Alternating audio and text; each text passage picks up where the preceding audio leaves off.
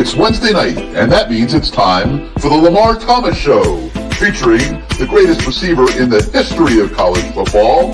Just ask them, Lamar Thomas. I was born in Ocala, Florida. I moved to Gainesville to go to high school. Been recruited probably since the 9th grade, illegally, I might add, by the University of Florida. I still can remember Coach Solinger, Don Solinger, coming out to our practice one day. Here it is, this guy comes out in the University of Miami jacket, and I said, I can't believe that's Miami out here. And, you know, I wanted to go up and say, hey, I'm Lamar Thomas. And actually, I did walk up to him and I said, hey, Coach, I'm Lamar Thomas. And he said, I know. And that was the start of my relationship with the University of Miami. Another good block, and Toretto lays it out. Touchdown,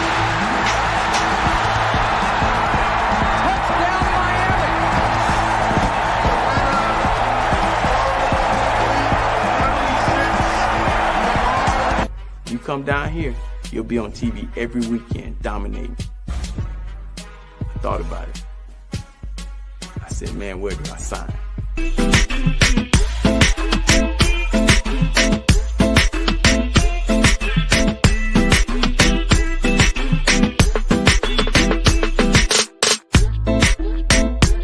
My mom, on Saturday mornings, I would wake up and she'd be holding my hand. I thought she was the weirdest lady in the world. But she was holding my hands and she would be rubbing them and saying, one day these hands are gonna make you a lot of money. She was smart.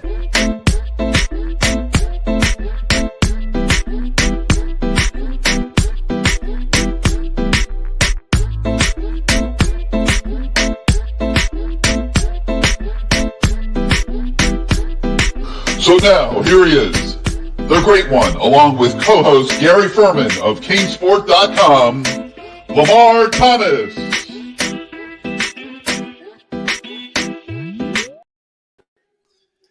Good evening, LT. What's up, Gary? I as you see, I couldn't get enough of the military green. Shout out to all the military. Thank you for what you do for us. Thank you for your service. But yeah, I got my shirt on. I got my gear. I'm still feeling that great win against Stanford. I left the stadium feeling pretty good. It was a better feeling than I left the week before when we played Louisville. So Louisville. I'm okay with it. Well, let's start out. Let's welcome everybody to the Lamar Thomas Show on a Wednesday night. We thank everybody for tuning in to watch tonight's show, which is presented by Caneswear. Tonight, Lamar is not in the store, but you could see the Caneswear background behind both of us. Get a little bit of a feel for the show. We'll talk to you a little bit more about Caneswear later in the show, but they are unquestionably the headquarters for all your Miami Hurricanes merchandise needs. You could shop them live at their store at 2655 South University Drive in Davie, or 24/7, 365 at caneswear.com. And just a massive selection. And, like I said, we'll talk a little bit more about Caneswear later in the show. But LT, we got to start with the game this past week against Stanford. Now, interesting choice of words a minute ago. Okay.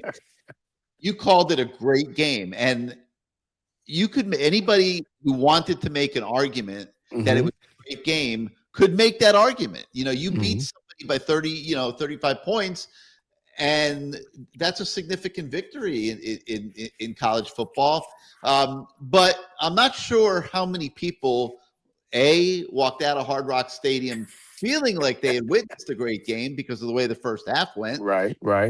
Miami losing almost the entire first half and scoring just before the half to tie it at 7-7. So leaving Hard Rock Stadium, I'm not sure how many fans felt like they had seen a great performance. Even the second half was ridiculously convincing. Right. Miami totally overwhelmed them. The other thing I'm going to point out is that the pollsters weren't impressed either. Miami got passed in the polls despite that victory by Vanderbilt, now number 10 in the country. And the real poll that matters starts, I believe, next week when the Football Playoff Committee starts putting out their rankings, LT, and I would think that it's game on at this point for Miami. They have got to get back to playing the football that they were playing at the beginning of the year. They seem to have fallen into a little bit of a rut here in the middle of the season. They got to get it back at SMU on Saturday.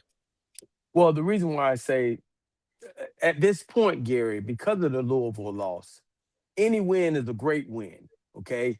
And that's what I was saying. We won the ball game, and yes, you're right. The first half was I'm looking for a word because Michael Irvin couldn't even he said, I don't know what to say. And I've never seen that guy at a loss for words. And we both were standing there saying, what is going on out there? Are we going to see 80 screen plays and 80 try to run up the middle and Stanford stopped them? I mean, you got to give Stanford a little credit there. They came out, they played that first half like they came to win the ball game. But the University of Miami went in at halftime and was able to take over and pretty much, I want to say, wear them down with the better players and the better, more girth. I mean, it became a bloodbath in the second half. But that first half, Stanford came out and they did what they played a hell of a game. I mean, they stopped us a couple of times. They themselves put together a great drive in the beginning. They came out and they played like they were trying to upset them. But again, we wore them down and were able to defeat Stanford. So, I've been around football my whole life. I could answer this question probably, but I'd rather hear it from you. All right. When you watch a football game, okay, and you have two halves that are so distinctly different. How does that happen, Lamar? How is the first half so mediocre, and then Stanford was totally helpless in the second half. The defense totally suffocated them, and the Miami offense just got it rolling, mostly in the run game, and just literally physically pummeled them. Why didn't that work in the first half?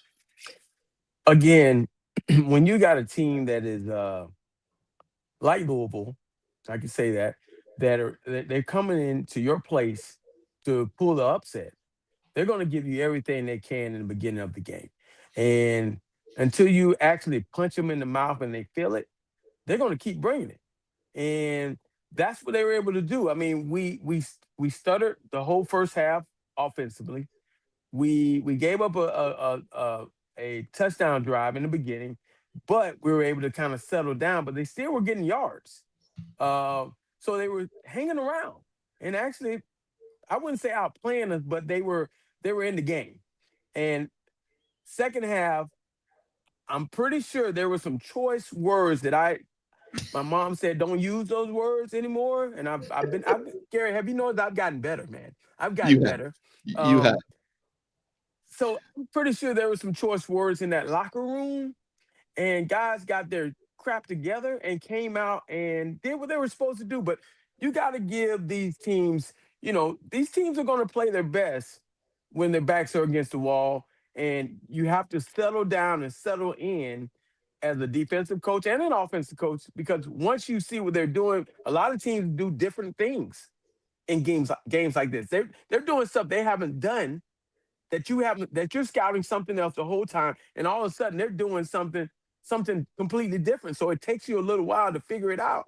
As long as you don't go crazy and give the game away and you stay around, then you let your athletes, once you're able to sit down and teach, because it's teaching, man. Sometimes when they're bringing some new stuff out there that you haven't seen or you haven't gone over with your guys, you have to teach them what the right thing to do and how to line up.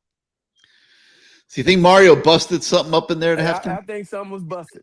I went in there. It looked a little. Did you see any holes in the walls anywhere or anything? I mean, I was thinking, I hope no fines from the Dolphins, because the Dolphins like their money. Dolphin Stadium, they like their money. So I was like, man, I hope there ain't no fines coming around here. But I'm pretty sure some things were said at halftime to get those guys say, hey, man, now we've seen what the best they have. Let's go out and dominate. Okay. Let's go out and do what we're supposed to do and kick their behinds, because that's what it looked like in the second half. I mean, it was a total butt kicking in the second half. It really was. Yeah. Well, whatever might have been said would Mhm. certainly have been appropriate, Lamar. I mean, you look at the way this team played early in the season, and Yeah. they were impressing everybody. People all over the country are saying Miami has the most complete team in Mhm. America. We kept calling it rat poison, thanks to Nick Saban. Yep. But something changed in the Mm. fourth quarter up at Tallahassee, Mhm. and they got outgained Mhm. 177-15. I mean, that's Mhm. insane. Okay, in the fourth quarter in Tallahassee, and got outscored 19-0 by a team that then went to Stanford and got beat by what was supposed to be the worst team in the ACC. That then is coming into Hard Rock, obviously all fired up that they beat Mhm. Florida State, thinking that they can compete with Miami because they watched film all week of Florida State beating the crap out of Miami. I mean, if I were their coaches, I would have only shown them the fourth quarter because Mm. it proved that they could be competitive against Miami. And in the first half, they were. But you take Right. that fourth quarter at Mhm. Florida State, you take the four Mhm. quarters against Louisville, and then the first two quarters of this game past Saturday against Stanford. That's 7 straight quarters of relatively, I'll be kind to say, mediocre football Mhm. from the team that had been branded the most complete team in the country.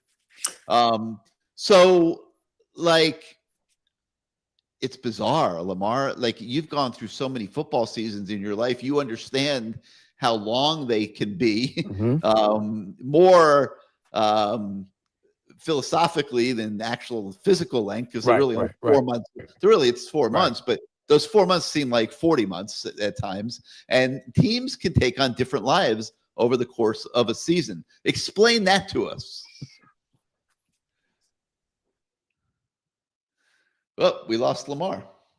He'll be right back here. He hit the Yeah. so Yeah. you hit Let's the see. wrong button. You hit the wrong button. I got you rattled with I that think. question, huh?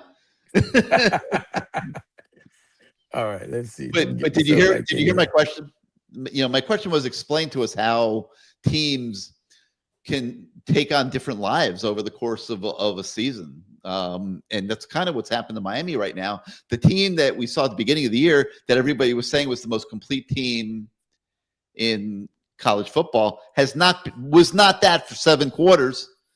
And hopefully he'll be back here in a second. He's hitting some crazy button on his computer. But yeah, I mean, this is a very you back, all right? So yeah, so I mean, this is a very appropriate question. You could still hear me, right? I can hear you. Okay, all right. So how's that happen? How these teams take on all these different personalities and lives as the season goes along? Well, I mean, Gary, we talked about, and everybody's talked about them being a complete team, but at the same time, we were putting 3 quarters together. You think about it. And Three ignoring it quarters. because we were winning. Yes, and because we were winning, we were ignoring it. But Florida State comes out. They're desperate. They're basically going sandlot football. They got a guy that's out there running around. He's doing things. And you say, why can't Stanford do that? Well, they don't have that guy that can run around like that. But I think the way it looks to me as our defensive coach, they were doing some different things, and he kind of wanted to settle in and see exactly what they were doing.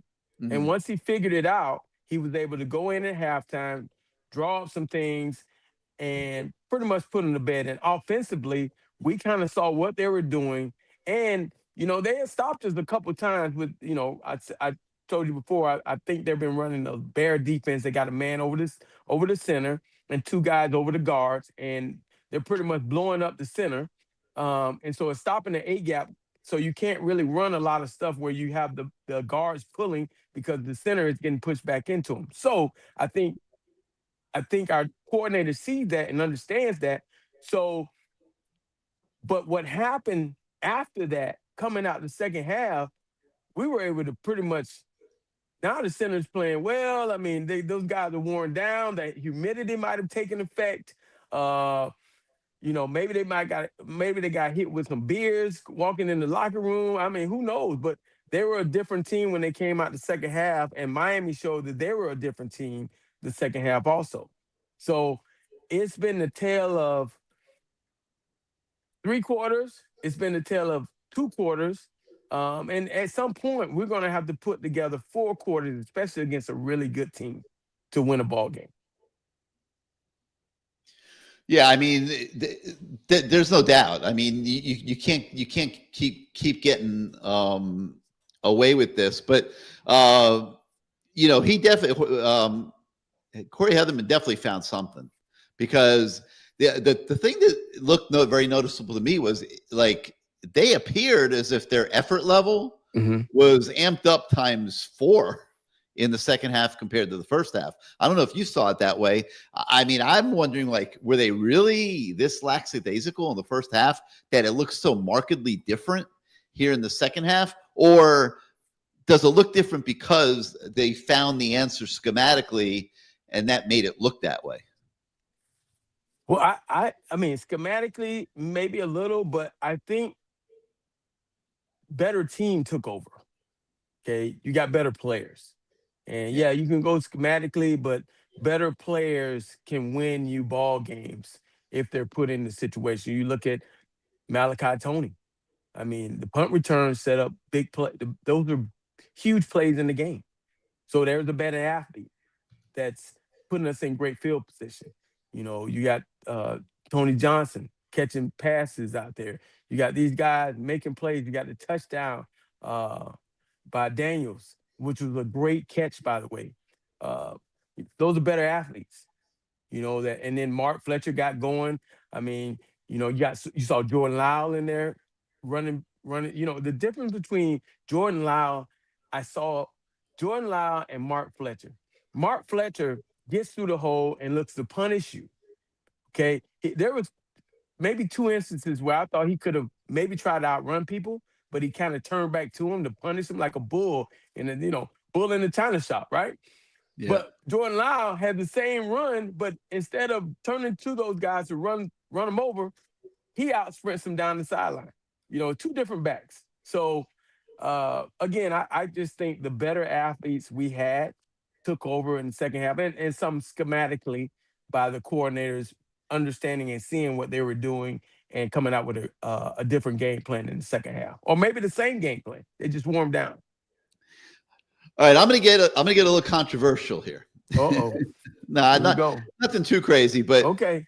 I've been thinking about this. Okay, right. And I am the leader of the pack of the Mark Fletcher fan club. Okay, right. Amazing kid, amazing family. His dad passed, but I mean, his mom is the nicest lady that you'll ever meet in your life, and you could see why Mark is the kind of kid that he is. Yes. Because of his mom. You could tell what kind of home he grew up. I mean, he is really a phenomenal kid.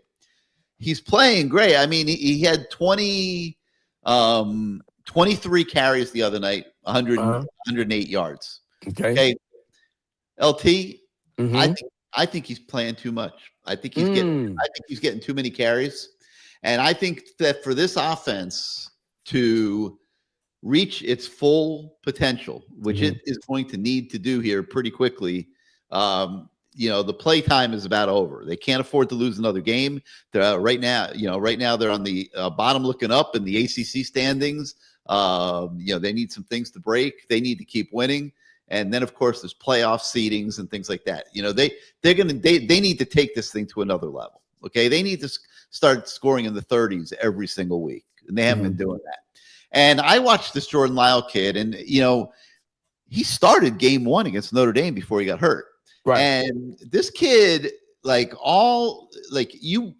seen him so much on the practice field and stuff, and this kid is a freaking hell of a running back. Okay. Way too good of a running back to only get 4 carries. Okay. And to me, if you take his 4 and Fletcher's 23, that's 27 carries. I mean, I'd rather see 14 and 14. I really would. There's no reason to beat up Mark Fletcher, and Jordan Lyle brings way too much to the table, and you got to get him more at bats every single game, so that you can bring more of a big play scenario, hopefully, into your offensive running game. That they're not getting a lot of big plays. Like they're pounding people and pounding and pounding and pounding. You see Mario going up the sideline. They're doing all that, okay, but they're not getting the 80-yard runs. They're not getting the home run ball, and they're going station to station. And when they're not succeeding, LT, they're getting into third and fourth downs, and you're not converting every one of those. So that's what I see. I when I look at the running game, I would like to see Jordan Lyle get back to being on an equal plateau with Mark Fletcher, and share that load more for the potential for more explosive type of runs. Well, I tell you this, Gary, I'm with you, but I'm going to add something else in there.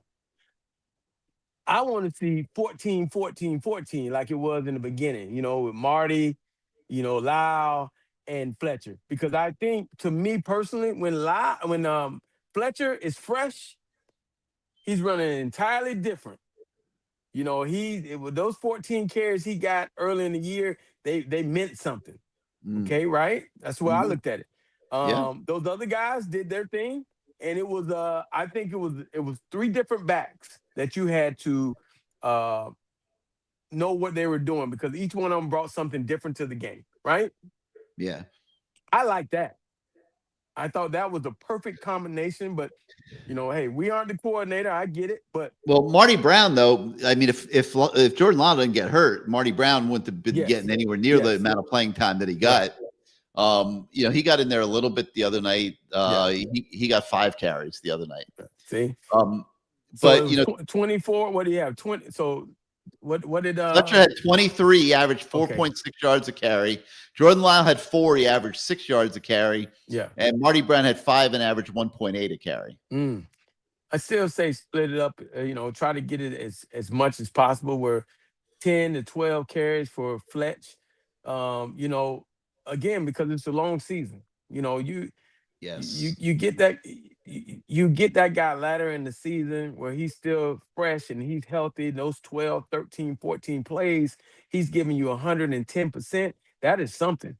People are beat up towards the end of the season, but you keep those carries fresh where, and that's what I was saying in the beginning of the season. I really liked the fact that he wasn't running the ball that much. Yes, I agree totally. And he has an injury history in his past. And the last thing you want to do is be starting to lose Mark Fletcher here down the stretch. Jordan Lyle, before you hurt, I mean, if you talk to people in the program about Jordan Lyle, they're going to start mentioning Clinton Portis, those kind of players. And that's how much they believe in Jordan Lyle. And he's going through this entire season now. We're going to what, week 8? We're going to week 8.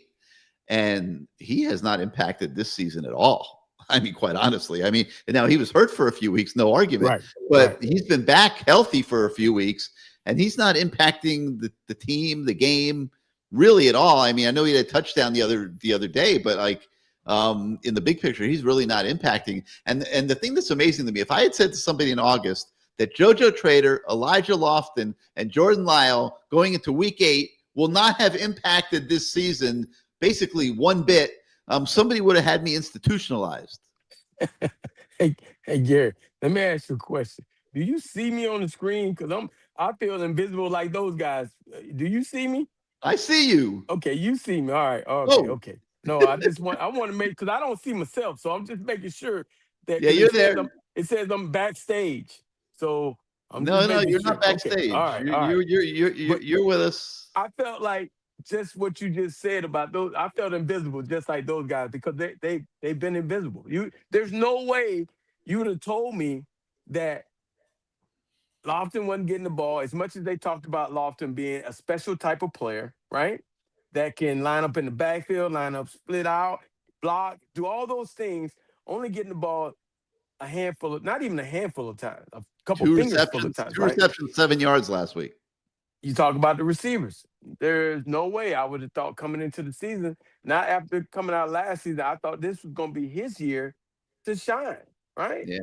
Now he screwed up. No argument. Well, yes, he had his.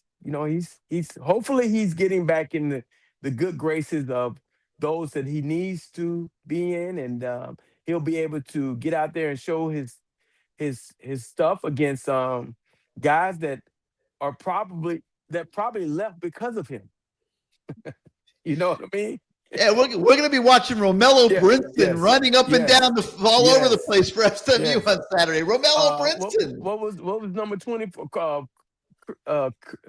What was the back that returned kicks? Chris Johnson. Chris Johnson. He's hurt now. He's okay. Well, I don't know how bad. I haven't really, but he's hurt. I don't know if he's going to play. Sorry to hear that, but yeah, but yeah, we're going to be watching ourselves run up and down the field. So it's going to be interesting.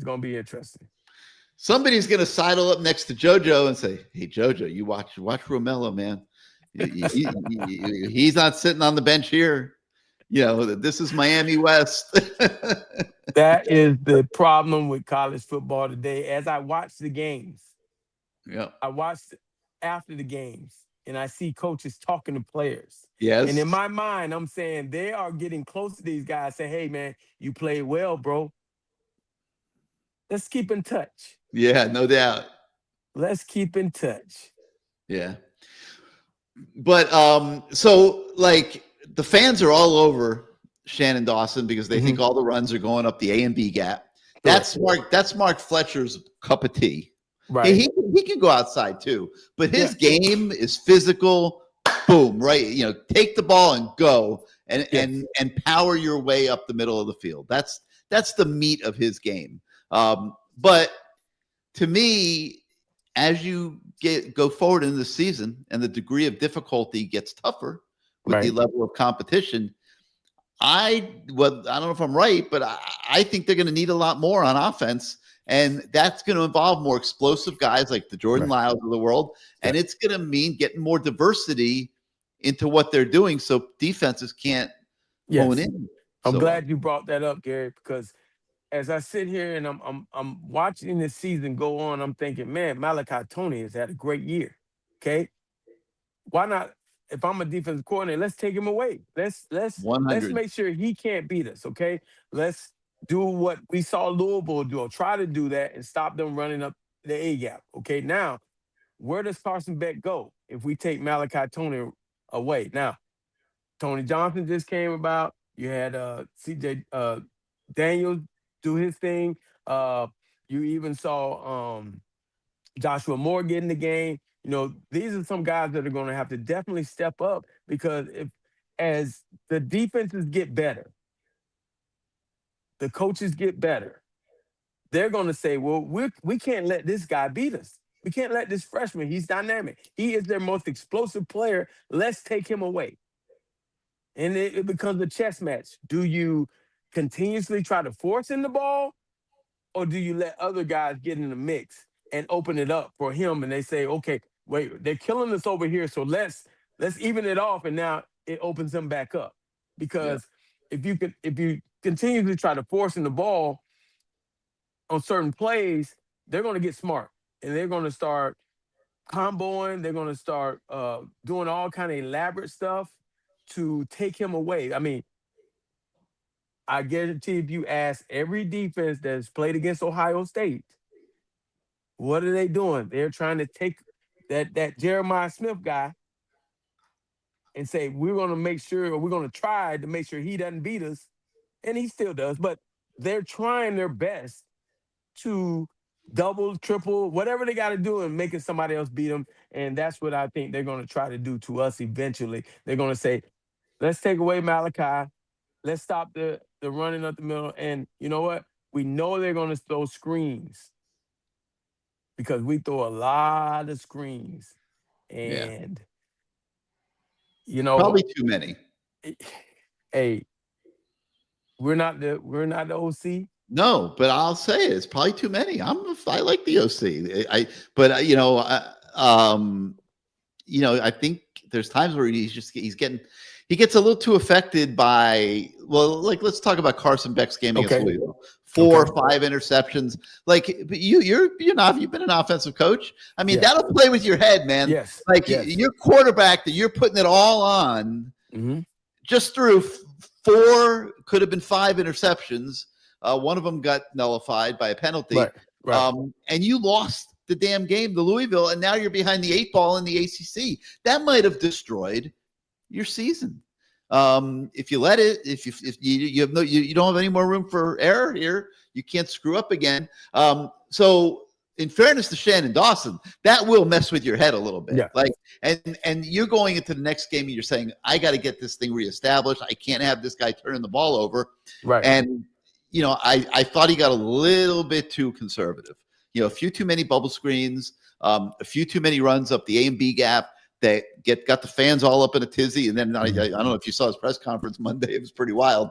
It's clearly under his skin a little bit. And he would say, what the hell's everybody talking about? We ran for 200 damn yards. Shut the hell up. But the degree of difficulty is going to go up when you get to the better teams at the end of the year, the Alabamas of the world, the Ohio States of the world, Oregon, Ole Miss.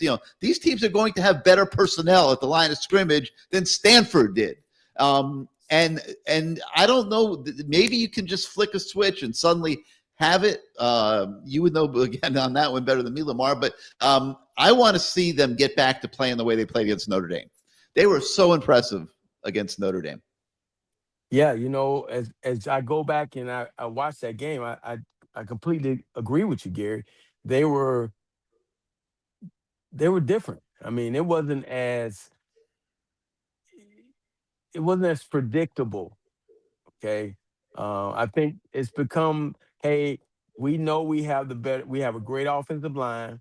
We are going to run it down your throats. And when we're not running it down your throats, we're going to throw screens out, RPOs out to the flat and do things like that to make sure our quarterback feels comfortable with throws. Now, I think I talked to you about this earlier. I felt like Carson made some bad reads on some of those RPOs early in the game. And I think that might have been, also him not wanting to throw an interception. Yes. Because they could play with his mind also. Clean game this week. Yes. A clean game. But there were a couple of RPOs I thought that if he would have thrown them out there, it would have been some pretty good. They had the perfect blocking for it. They got the guys to do exactly what they wanted to do, but he had already decided to give the ball off. So, and again, I think his coordinator also, because you got to protect your guy now. You got to protect. You can't have him going out there being a mental midget after throwing 5 interceptions. You're not gonna come out gunslinging. I don't know. We're not that type of party where all of a sudden the guy comes out gunslinging. So, hey, I just look at it like this, and I see people on here saying about the discipline of all the penalties. We still got to continue to get better at the pre-snap penalties. We got to continue to get better, and because it's in a great game that could screw us. You know what I mean? Against a great team that could screw us. You have to play pretty much perfect ball against really, really good competition. Yeah. Against Stanford, you can get away with a lot. Yeah, and I just think going into week 8 now, it's time. It's time to get this thing back on the rails the way it needs to be. Yep. This team is built for success. I mean, you got a really good defense, and you got potentially a really good offense. You got a veteran quarterback. You got a good offensive line. I mean, this team is built to get it done this year. To me, you got to win the ACC. But now you're behind the 8 ball, just trying to get to Charlotte. But you certainly got to make the playoff. I gotta be honest with you, Gary. Who won the national championship last year? Ohio State with 2 losses. What did they play in their conference championship? I don't think so. No. Okay, I don't think so. Oh no, you can obviously you can do it, but because here's the deal. Here's what I look at. You play in the conference championship. That's hits on all those guys. Again, that's hits on Mark Fletcher. That's hits. But you put yourself in the playoffs, you squeeze by, and you end up you make the playoffs without going to the ACC championship. I mean, hey, I know we want to go to the ACC championship, but what is the goal in this? Is it to win an ACC championship, or is it to win a national championship? It's a good You know, question. that's so. Miami's never won the ACC. I get that, but what's the bigger prize? To me, I'm looking at if I'm saying I'm setting my sights on the national championship. They got to win out, right? You got to win out. If I'm them, I'm setting my sights on the big picture, national championship. ACC championship, that's nice. You go in there, you lose. Now you're feeling bad about yourself. And you beat up, right? But okay, you win. You might lose some players. I don't know. But I'm going to give you a but. All right, I hear the but. I'm going to give you a big but right here. If you don't win the conference and you don't go to Charlotte and win in Charlotte, you're not getting the first round bye. I get that. So you're going to take those hits that you're talking about anyway. And like, what do they do? Like, one team of everybody in college football is going to be a winner at the end of the year. That's it. One. And yes, of course you want to be that one team, but like, if you don't win the conference, you're never winning anything. Like, how often are you going to win the national title? Like, Gary, maybe I'm a little biased because my rings don't say anything about a freaking conference championship. Okay. They say national champion, right? So maybe I'm old school and I'm thinking the bigger picture. I ain't thinking this ring right here. Lamar. Let me see. Did this say anything about a damn conference? Hell no. This say national champion right here. 12-0. The other one I got say 11-1, national champion. So I guess I'm the wrong person to ask on this, but I love your points though. It makes you make some valid points, and I'm sure all of us want to go. Our fans want to go to Charlotte and be in the cold weather and get a chance to say for the FSU fans say we haven't made it there, we haven't won it, and all that other crap. But I'm looking at the bigger picture, man. I want to go to that natty, get in that playoff and go to the natty. You want to play BYU and Hard Rock as opposed to Georgia Tech and Charlotte. Damn right, because King punishing people. King is punishing people right now. All right, let's talk about this subject because this has been on everybody's minds. All right. Okay, James Brockemeyer, the center. Okay, now everyone's been very happy with him all through the year. Yeah, and like he got on that fourth down play, he got blown up. No argument. I believe they put in a guy just for that situation. Right. The guy wasn't even on the depth. He wasn't even on the two deep. Right. Okay. They took their strongest defensive tackle and they said, blow up that MFer. Okay. That's your job. Okay. And he did, man. He blew him up. Brockmeyer wasn't ready for it. And he blew him into the backfield, and Mark Fletcher got tackled, and the fourth down didn't get converted. It was the only possession in the second half that Miami didn't score on. Right. But that one play was so ugly, Lamar. And now the entire fan base is on Brockemeyer. Well, I tell you this. I went back and I watched it, Gary. There were more than one time. And our backs are jump cutting as soon as they catch the ball. As soon as they get the ball, because he's getting pushed back. And it looked like Stanford. That was their whole thing. We're just going to take the guy and try to drive this center back to try to disrupt your run game. And remember, I just said that you can't pull any guards. You can't do anything with the center being pushed back. So they're getting up under him and they're driving him back. Now, on the touchdown run, the Mark Fletcher, he jump cut and was able to hit the hole because he saw it happening. Guy got drove back again. So, but we're going to have to try to figure out how do we help him? Because I'm pretty sure every team is going to do that now. I'm pretty sure every team is going to try to line up in the bare front with a guy over the center, a guy over the two guards, and really try to push back that center's wig right when he snaps the ball. And let's see what happens. Hey, man, this game becomes a copycat game when you see somebody else having success. Right, let me see if I can get this working real quick here. Let's see. All right, LT. All right. This is James Brockemeyer's Pro Football Focus grades. Okay. And if you look down his grades in the column to the left of pass, That's his run block grades. Okay. Now, he's in this mid 60s consistently the whole season for the most part. Has struggled a little bit against Florida. That's average. Okay. Those aren't nightmarish grading numbers. You see, you can see how much better he is as a pass blocker, though, than a run blocker. He's pretty damn good as a pass blocker. But this was not, until that play, this was not a crisis situation. And I'm not sure, I don't think it still is, but people are very much, on this guy now. And, there's a focus on him that wasn't there before. And it's going to be there for opponents too, because they're going to watch that play. Correct. And they're going to see what that defensive tackle for Stanford was able to do to him and blow him up. And that's going to mean that, other teams are going to do the same thing. So interesting little subplot going on here's the question I have for you. Does he have the lowest grade on that line? Because here's the thing. I think we have the third highest rated line in college football, fourth rated run game rating in college football. Is he the one that has the lowest grade? Because when it comes to run blocking, absolutely. Yes. Yeah. So, I mean, there you go. I mean, that's it. I mean, they're going to have to figure out how they can help him. I mean, later on in the show, I think we're having Kelvin Harris on, and he was not that good of a run blocker. He wasn't good at anything.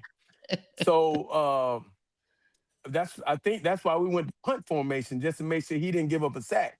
So I don't know what they're going to be able to do to try to help him out, because I'm pretty sure, Gary, every team is going to try that from now on, try to get up under him and see, and see if they can disrupt the run game with him being out of it. You know what I mean? If he push him back again, only place you can go is you can't come downhill if he's being pushed back. Yeah, well, if the byproduct of it all is less runs up the A and B gaps, because of it, I know all the fans are going to be happy. We'll see how that plays out. But we're going to be joined here in a second by a guy that was pretty damn solid, both run blocking and pass blocking, and he went in the Ring of Honor. So we're going to talk to him a little bit. But first, let's take a look. Let's visit our friends at Caneswear. Welcome to Caneswear. New store, new items, same great experience. Family owned and operated since 2010, Caneswear has the latest merchandise from the Miami Hurricanes, Miami Dolphins, Florida Panthers, Inter Miami CF, and more. Come visit us at our store in Davie on University Drive, just south of 595, or online at caneswear.com. Caneswear, the spot Miami fans shop. How do we lose you, LT? All right. But anyway, Caneswear, obviously we've been talking about Caneswear all season. Lamar's usually in the store. If you want something with the U logo on it, that's your place to go. They have everything imaginable: t-shirts, hats, polos, jerseys, helmets, flags, magnets, you name it. They have it at Caneswear. They got them in all different sizes for men, women, kids, babies. They even have gear at Caneswear for your pet. And so get yourself over to Caneswear. They're at 2655 South University Drive in Davie, 15 minutes north of Hard Rock Stadium. So next week, if you're going to the stadium for the Syracuse game, you could pop on over to Caneswear on your way over and pick up some new stuff. And if you like that camo look, I'm sure they still got some left. They had a lot of it, Lamar. I'm pretty sure they got some left over there. Gary, I got to tell you, I don't know if I was a fan of it. I'm down with the military appreciation, but man, you're looking so fresh tonight, though. I mean, I feel fresh, but good Lord. I mean, when I'm looking out there, I had to remind myself, it's Miami. That's Miami. Yeah, it's an interesting dynamic, these special jerseys that the equipment companies make. But anyway, so 2655 South University Drive in Davie, or you could shop them 24 hours a day, 365 days a year at Caneswear.com, 2655 South University Drive in Davie, Caneswear.com. You see it at the bottom of your screen. It'll stay there. Go check out Caneswear. You will not be sorry. And now you're not going to be sorry because we are going to be joined by the man himself, Mr. Bryant McKinnie. Congratulations, sir. What up? Thank you very much.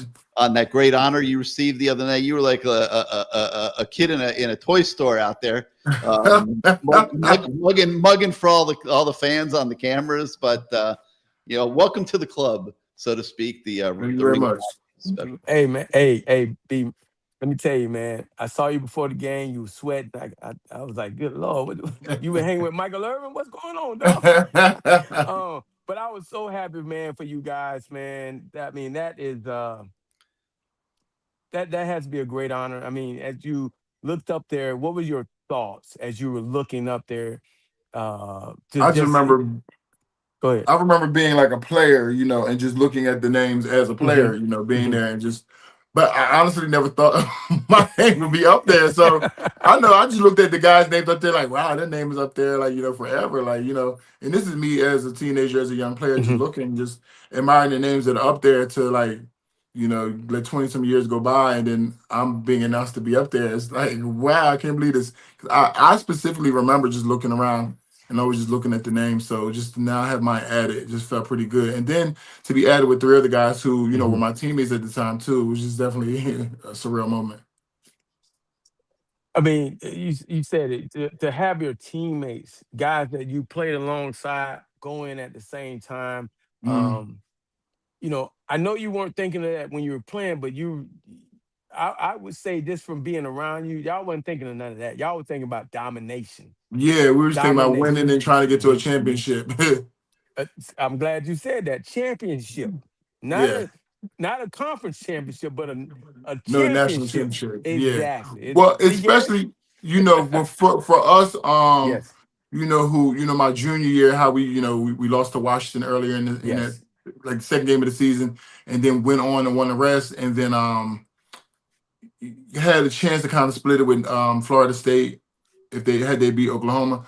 So for us, it was like a whole different mentality. Like you can't even afford to lose one game, So that the mission became control your own destiny my senior year. So that was the overall goal for everybody, and everybody bought into it. So that was the thing. So other things came along the way by having a good team and a bunch of people out there, doing their job, and so it came with like people going first round and just different things like that. But that was all a collective of everybody's common goal was to win a national championship. Yes. We've always said the more games you win, the more people are going to watch and the more you're going to be known. So I got a question for you, and I've always wanted to ask you this. I used to bowl a lot, and I was close to getting a 300 game a couple of times. I kind of choked. What was that like? Being a guy that had never given up a sack as it continued to go along in your, in the college career, and then you got to play Freeney, right? And that was a big match. And was it in your mind saying, I don't want to break my, I want to keep this record, or were you really just thinking about just dominating him? When it got to that point, because me playing, I was in JUCO for 2 of the years, and then when I got there, I made it through the first season there, not giving up a sack. I never thought about it. The media actually, I was doing my job. The media made it a thing and started making it like known to everybody, and I'm gonna tell you, it was a game where we were playing Florida State my senior year, and we were up there and we were winning, and the guy, last name was Jackson, he got a good get off on the ball, and we were up. But he got a good get off, and then like last minute I was able to just push him. Like I got like one final push to push it past Dorsey. But their sideline erupted like and I'm looking like, what? Like, what's going on? And then they started pointing at me like, he's getting one today. And then the guy who had been quiet going against me the whole time, he felt like as if like he almost got one, so now it ramped him up. But now I'm like, oh, don't get comfortable because you have a mini battle inside this whole game going on. And that's when it kind of clicked to me, like, regardless of us winning or dominating as a team, I still have an individual battle that people are now gunning for me to get a sack. So by the time I got to Freeney, it was so much hype because he was Right. considered the sack master. I hadn't given Mm-hmm. up one, so one of the two had to give. Like, he's either gonna get one or he's not. Like, so that week kind of wore me out mentally. But I made sure I was prepared. Mario Cristobal, Yeah. he did a good job because he was the GA who kind of stayed with me afterwards, and we would watch film. Even with Jamal Reynolds the year before, Mhm. after our team meetings and stuff, where I sit down there afterwards and I'll be like, what is it? What is he doing? Like, is the offensive line, like, I was really sitting and try to figure out, is this guy really this good, or is he like taking advantage of a mistake by the offensive line? Is it a combination of both, or is the O line late, or what are they doing with their hand? I was watching every little scenario, and then I just had to come up with a game plan of, okay, this is what he likes to do. This is what you cannot allow to happen, and just take advantage. I'm at home too, so I'm like, take advantage Mhm. of the snap count, getting off Mhm. throwing the ball. Like, we're gonna play with the snap count. Like, we're gonna do everything to make it a hard day, a long day from here. Did you study that? Was he doing the spin move then? Absolutely was. So, so I what feel like was he introduced it to the league because when he yeah, got to the league, then everybody in Indianapolis was everybody else. spinning with him. What was your whole thing of just being able to sit and be I had to keep patient? him away from my body when he spin. Okay. He would be able to spin into people's body, and he would grab a Mhm. little bit of their cloth, whether it's their jersey, their pant, to help pull himself through to continue Mm. that spin and continue his direction towards the quarterback.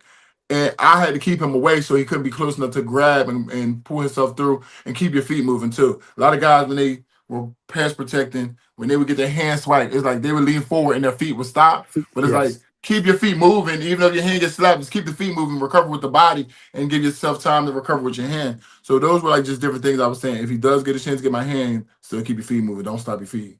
And that was a saying that my JUCO coach always told me. He said, "Move your feet, you can't get beat." So even if your Mm. hands get slapped, keep the body presence till you can recover with your hands. Wow. I mean, that's amazing just to hear you. I mean, young kids need to hear that, man. They need to Oh really yeah. understand what a guy like yourself who not only did it in college, was able to take it to the next level too, uh, Mhm. was able to put on tape that type of, and that's why your name is up in the rafters, man. I mean, Right. uh, uh, you're a big mountain of a man. We always call you Big Mountain, man. You mean you're a huge guy. We got a guy now, the Bell kid. What do you think of Yeah. his play so far this season? I feel like he's been doing pretty good. But I heard y'all talking about who was struggling with run blocking. The James center, Brockmeyer, the the center. Oh, the center. center, yeah. Yeah, And it's hard to struggle as center getting pushed back because you then can put. that's kind of like, Yes, it blows you up. It yeah, blows up your yeah, running game. You it can't. does. I was telling Gary, you can't pull the guards. You can't do anything. No, because you're going to be in the way if the guard's You're gonna trying be to in the pull, he's way. getting pushed back. Right. So yeah, I assumed it was the center for some reason when y'all were talking about. I just wanted to make sure. I felt like Bell's doing a pretty good job. He always knows the door's open if he has to have any questions or issues with anybody. If he needs anything corrected, he always can hit me up. He has my number, so I feel like I he's mean, doing a pretty good job. you're a big guy, but he's taller than you, right? And Yeah, so, he is. I mean, so the long He got to arms. be 6'9". I'm 6'8" and three Yeah, quarters. He's a he's little bit six. I taller than think me. he's 6'9". So Okay. the whole thing, the length of you guys, your arms. I mean, how does that? You have to keep the right leverage because of the long arms. Yeah, but see, knowing your body and then Mhm. just knowing like you want to reach the person before they reach you, so you have more arm length and leverage than over the person. Like you gotta bend your knees a little bit, but hand placement helps a lot too. The more I got in the league, you learn about where to put your hands. A lot of times makes you look like you're a little stronger than what you are, just because you got to know Where to put? body. But it's just a lot of things you got to know, like how to move. I know how to move people's body now, and I can probably make me a little stronger than what I really actually am. But I'm using some of your weight against you too. Mm. Question for you: a guy like Ruben Bain, with his body type. He's not a tall guy. There's those guys with those big lower legs, big Mhm. big lower legs, but they're not as tall. How do you defend them? I mean, because you having long arms, if they get up under those arms, you're pretty much done. If they, like you said, they get to you, you're pretty much done. Right. So you should be able to strike him first, honestly, by having longer arms. But if he gets into you, with me, I have weight behind me too. So Yeah. I knew how to use my weight too to kind of absorb some things too and slow it down. So it wasn't going to be easy to just bull into me either. You bull Right. into me is I knew how to anchor down. So that was the difference with me too. So I feel like my legs, like Markel is taller than me, but I feel like my legs are bigger than his. More anchor. All Yeah. right. Well, okay. Here's the question for you. I'm loving to have you on the I show. probably weighed more than him. I mean, how much does he weigh? I was like 343. So How much does Markel weigh? He I'll have don't. to check. He's kind of tall and slender now. He's not as. You look so big, look like you had a neck roll on a couple times. I got this question for you. Okay, so in the league, who was the top defensive end that you played against that you just said, dang, he pretty damn good? I mean, I'm sure a lot of them, because there's the league, a lot of them are good, but who was the guy, one or two guys you said, these guys, you got to bring it every play? Well, I'm gonna say, like when I first got in the league in pass pro, there was a guy named KGB from Green Bay. He was really good in pass protection, but in run blocking, I could have my way. But far as like complete, I feel like Jared Allen, and luckily he came to the Vikings, and so I got a chance to practice against him. Right. So when I practiced against him, because he was a different Jared Allen when he was with Kansas City. He was a little heavier, and to me he was more of like a run stopping defensive end. But then he lost weight and he slimmed down. And he became more of a pass rusher. And he knew how to play the run because he knew how to play run first. You know what I'm saying? But then him losing the weight made him more of a pass rusher too now because he got quicker and he started learning like different techniques to rush the passer. But luckily, by the time he did all that, he kind of came to Minnesota, and I got a chance to practice against him every day. And we would share technique. He would ask me. He played against, if he had to go against like Ogden or Pace, I was their side. So it's like he's asking me, what am I thinking? I'm telling him my ideas. He's telling me what he's looking at, and he's trying to beat me to this point. If not, that's when he's going to make a move. So we kind of shared thoughts with each other on what we're thinking when we go against people to kind of give us kind of the mindset on how we want to approach certain people each week. Hey, by the way, Markel Bell, he lists at 345 as well. Oh, so he's my size. If it's an accurate weight, you never know. But he look a little longer, man. He look you got that tree stumps. You know what I'm saying? So hey man, again, this has been a thrill because I feel like a little kid myself asking you these questions because you were able to do it at such a high level and do it well. I just want you to know, as a alumni, man, we're very proud of you. And thank you. You're such a great guy too, man. You always you made me feel like I was on that team with you. I mean, and those old fellas, we want to be loved too. But you always been a great guy to me and all the guys, and we just want to say congratulations, man, and you definitely deserve it. And it's a great honor, man. I appreciate it. Thank you very much. I got one last thing though. I got to ask him, LT. You got to solve this AB gap. I don't know what they're gonna have to start doing, like some cutoff blocks or something. Like some zones or something like that. And don't let him be one-on-one. So it's gonna have to be some zone protection where him and the guard are working together, things like that. That's what I said. They're gonna have to figure it out where they're gonna have to get two guys to bed because I'm sure, and like it's a copycat league. Once somebody does it and they have success, it's gonna be all year. But for him to help him, they're gonna have to start doing some type of zone because he can't be left one-on-one and getting drove back. So it's like it'll be a situation where he'll put a hand up for the guard to take over, things like that. It has to be zone. There you go, Gary. I mean, it has to happen. And the competition's going to get better. It's going to get better if they keep winning. Yeah, but once they spot a weakness, they're going to attack it till it's fixed. Yeah. Told you. It's a copycat league. Everybody gonna come after it doing the same thing. Louisville kind of exposed it. So you know what? Stanford did it and they had a little success. So I guarantee you we're gonna see it against SMU too. So and from that point on during the season, everybody's gonna be trying to get one-on-one with him and try to push him back to disrupt any run plays you have going at the A and B gap. He's gonna be worn out, man. Well, hopefully some people he can just be, he can be a better match for, like, you know what I mean? Yeah. Not just everybody every week want to line up against you. Like, I would be pissed.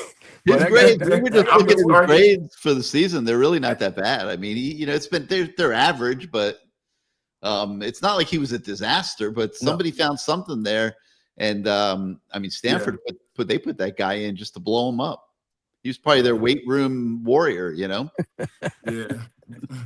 Well, thank you, man. Just drive forward. Thank you so much for coming on. We appreciate it, man. Thank you for having me. Thank you for doing this. I know you're a busy man, but we appreciate no problem. You.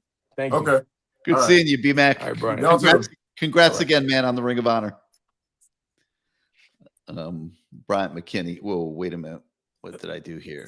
Such a great guy, man. Such a nice person too. You're so big to be so nice, man. It scares me. Like every time, hey man, how you doing, Lamar? I'm like, I'm good, man. I feel like I'm a little kid. He's such a big old kid. But I was happy to see him because he deserves it, and so did all those other guys. It was good to see those guys out there. Good to see. I mean, they all deserve it. And it's great to see those guys that were lined up. Coach Johnson was there. He was having a good time at the game. Jimmy was having a good day. Did you see? They had a videotape of him rapping in the parking lot. Yeah. Tailgate party. I was able to take a picture with him and as he was walking out, and he just said, "I said, Coach, you look great, man." He said, "Oh, you look great, Lamar." I said, "You look happy." And he said, "I am." So, and I told him, "Thank you again for grabbing me and giving me a chance out of Canesville." So I just told him, "Thank you." It's always I was talking to somebody down at the U today, and they were making an interesting point / comment that they feel like there's a lack of perspective out here. That Miami blew the Louisville game, but most teams in college football are going to blow a game somewhere along the way, and that just happened to be the one. And then I'm looking at this comment by DeQuan Chambly. If Cignetti at Indiana had a year to change a basketball school around, there's no reason we should be in the 5th year. And then it's a what if, who are we? Well, first of all, it's 4th year. And second of all, you did win 10 games last year. And third of all, you're right in the thick of it, right now. I mean, this season is going to be is still to be written. Well, there's also something about Cignetti that people aren't talking about. It's called continuity, right? He's brought the same coaches with him.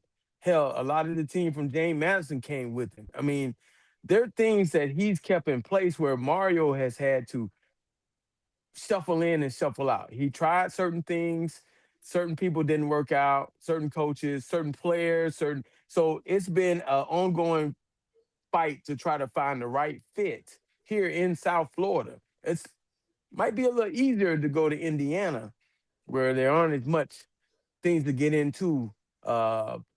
But he was able to bring his staff. A lot of those guys have been with him for a long time. So they know each other. They were bringing guys from James Madison, where I guess that's where he coached. So he got those guys in there. So they knew his system, and now they're teaching the other guys. I mean, that's a great thing for him. And it was in a great place where, to be honest with you, probably wasn't that high on pressure at that point. Probably wasn't that high. Bring him in Indiana. They ain't gonna win nothing. 7 games, maybe 6 no games. Pressure at all. And he busts up with 10. I mean, that's what happened to Mark Stoops. His success is what's going to get him fired when you win 10 games. So I'm not saying Cignetti's going to do that, but hey, he was able to get in there. He brought his own guys. Some guys came with him and knew his system. It made it easier for him, and it's in Indiana. And again, he didn't have to make staff changes. He didn't bring in guys that didn't want to work. He didn't bring in guys that, got caught up in Miami, the nightlife, So, I get what you're saying, but it's a whole difference. And I'm not trying to discount anything Cignetti has done. I'm just saying it's a whole different animal here at the University of Miami in South Florida to come down here, and kid-wise too. You bringing kids in here to South Florida, man. This ain't. I pray a lot, and when I pray that thank you, Jesus, for getting me through the years at the University of Miami. You know what I'm saying? You just don't know what the hell was going on out there in them streets, man. So it is a different animal to be at the U, and it ain't just Coral Gables. Okay, so I get what you're saying, but this has been a process for Mario, and maybe he has it right, maybe he doesn't right now, but he's getting closer. He's getting close. He's a lot closer than he was in year one to getting this thing right. I truly believe that, and I think you guys do too. Pinellas Kane says you can't run in the A or B gap when your center is getting his ass whooped. All this center talk, this got Kelvin Harris all riled up. He says that's true, Pinellas Kane, and he saw that comment, made that comment, and raced right to our lobby here to come on the show. So let's bring him on. Kelvin, you here to defend the centers of America? Well, sort of, kind of. Oh, by the way, Gary, Dawson is outside your house, and he's gonna smack the hell out of you when you come out. I'm just letting you know. I asked a friendly question. I asked him, does your offensive line personnel affect the way you call a game? Already knowing that the answer is absolutely yes, it does. Yeah, well, I think he's frustrated with you guys because when I went back and looked at the game, I understand what he's talking about. They did call pin and pull plays, and they did call some stretch plays. But what's going on is teams are forcing.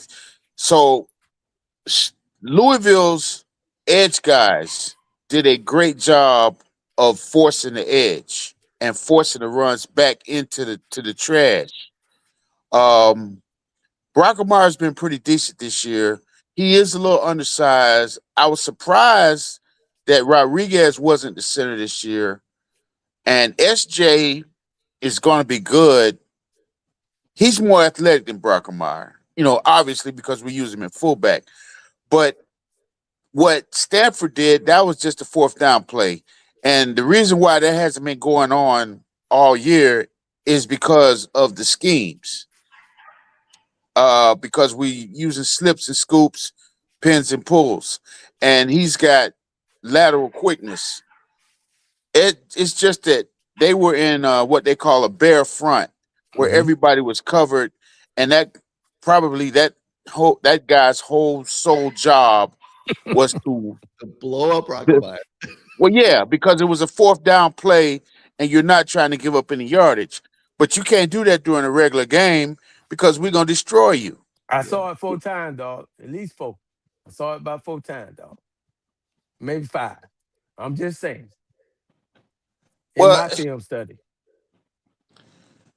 I got to go back and look, and yeah, he's not a physical run guy. He's undersized. I mean, for this day and age, he's like 6'2", 290.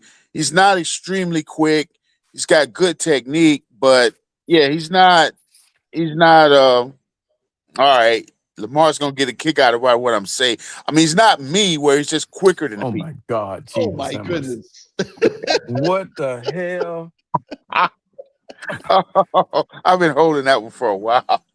No, but seriously, I was undersized, but I was just quicker than them. And I had, and to be honest with you, Coach Smith was a great technical coach. And Mirabal is the best offensive line coach in the country. And if, the funny part about it is I ain't hear none of this against Notre Dame or Florida. So, it ain't like that. Looks good. It looks good for that guy, and it looks bad for him. But Stanford's defensive talent on the front line, their front four, is nowhere in the same stratosphere as Notre Dame and Florida, or even Florida State. Excuse me, or even South Florida. And we've manhandled everybody. Yeah, and Brockmeyer had decent grades. I put him up earlier. I could throw him up here for you real quick. I mean, I'll be honest with you, Gary. I'm not a big PFF fan You don't like because, PFF? well, the thing about it is, Because if they would have had him having D's and F's, Lamar is just mad because I ran better routes than him. routes to the bathroom. That's about it. Hey, let's get into the reason why I brought you on the show, man, because I know this SMU team. You've been you have a lot of contact Yeah, with I I I, SMU. I sent D. Lou a message today. I said, y'all better not embarrass me.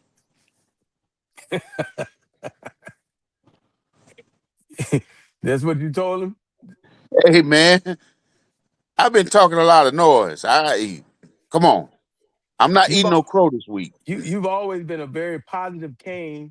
I think I have you a couple times saying we were going to be 15-0. 16-0, but no, it's 15 and Yeah. 1. Okay. 15 and 1. 15, Yes. 15 and 1. But SMU, what should we expect to see out of SMU? Rhett is going to do a lot of horizontal stuff. Mm-hmm.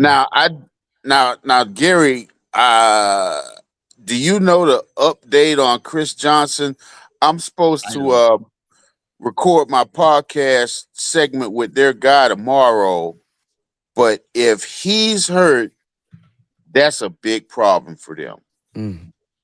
Because what happened was Rashard Smith became their Swiss Army knife. He learned how to run the football in the A and B gap, and he caught passes out of the backfield, and they also would spread him wide. And what they started doing is they put Chris Johnson into that role, and he actually was starting to get good at running the ball in the A and B gap. But they have some plays where they get him on the perimeter and let him use that 4.25 speed. But their offensive tackles, one of them is not better than you, Gary. So if he's hurt, ooh, man. Yeah, I have not seen an update on him yet. We should get an injury report tomorrow at some point. Well, the problem is they have another running back. They got a running back that transferred from UCLA. They got this other kid, Harden, and they're more like they're more like Fletcher and Shamar Brown. Okay. So, like, Marty. So if you look at their rotation, they're Fletcher and Marty Brown, and he is an accelerated version of Jordan Lyle. Well, we could handle not having Jordan Lyle those couple of weeks. Their offensive line is not dominant. They're technically good. Guerin is a very good offensive line coach, and he's making the best out of what he's got. But their offensive line, their guards, it could be a long night for them guards because the best player on their offensive line is the left tackle, Savion Byrd. He's not bad, but he ain't good enough to stop Ruben Bay or Messidor or Lightfoot. Or Blunt. Well, Blunt don't see it coming, but his days as a strong side defensive end are coming close to an end because D-Lou's plotting on him. He's probably gonna try and keep that weight off, but they gonna, hey boy, get you another meal, get you another sandwich. Now, their quarterback, their whole thing, from what I've learned, is they want to try to protect their quarterback. Yeah, and he doesn't, he can run, but he's sort of like Lamar Jackson. He doesn't want to run. If you force him to run, he can. Right. But he wants to beat you with his arm, and he's gotten a lot better. But he's a little skittish, and you saw it last year against Penn State. You get so I gotta be honest. I think they're gonna come with a lot of quarterback draws early on. They have to. everybody that's playing us from now on has to do things to keep Ruben Bain from disrupting your offense. Frustrated. The problem is he can disrupt your offense without getting sacks. Yes. And he can disrupt your offense in the run game as well. That's what makes him so tough because, you know, when you watch him play the run, so a lot of teams actually try and run away from him, but his technique is so good. He knows how to get down the line, and he has got a motor. So he's never blocked. You know, he kind of reminds me of Dwight Freeney in that, you know, you gotta block him until the whistle blows. And Messidor, what makes him tough is if you run at him, he was a defensive tackle last year. So he's got good technique. He can stand you up at the point of attack, and they both set the edge. So this last game when we lost against Louisville did some slight things. And, you know, Lamar, you haven't really talked about this. And when I go back and I look at the game, I think the sign stealing did come into play a little bit because when I watched a couple of those replays, like their adjustments were just a little bit too convenient. Pete is the best. Pete is Yeah. the best. But with all that, we still listen. Let's just keep it 100. They made 3 of the most incredible picks. Yes. To win that game. Yes. I mean, one time the guy was in cover 3 and he leaves his area and jumps over the top, makes a one-handed pick, which, by the way, that should have been pass interference because when you look at the front view, the dude has got Malachi's jersey because the dude had gotten beat. So the refs don't call a PI. Then the last interception, the guy grabs it with 2 fingers and catches it right before it gets inches before it hits the ground and rolls over. And I was like, I told Lamar this. I said, man, we weren't intended to win this game because man, they were making like some old He-Man type plays. But and I saw something about the ACC. I could give a damn if we go to the ACC championship. You too, huh?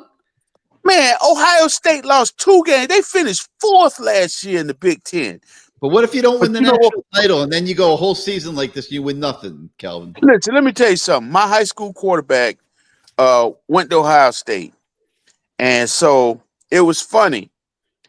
They lose to Michigan.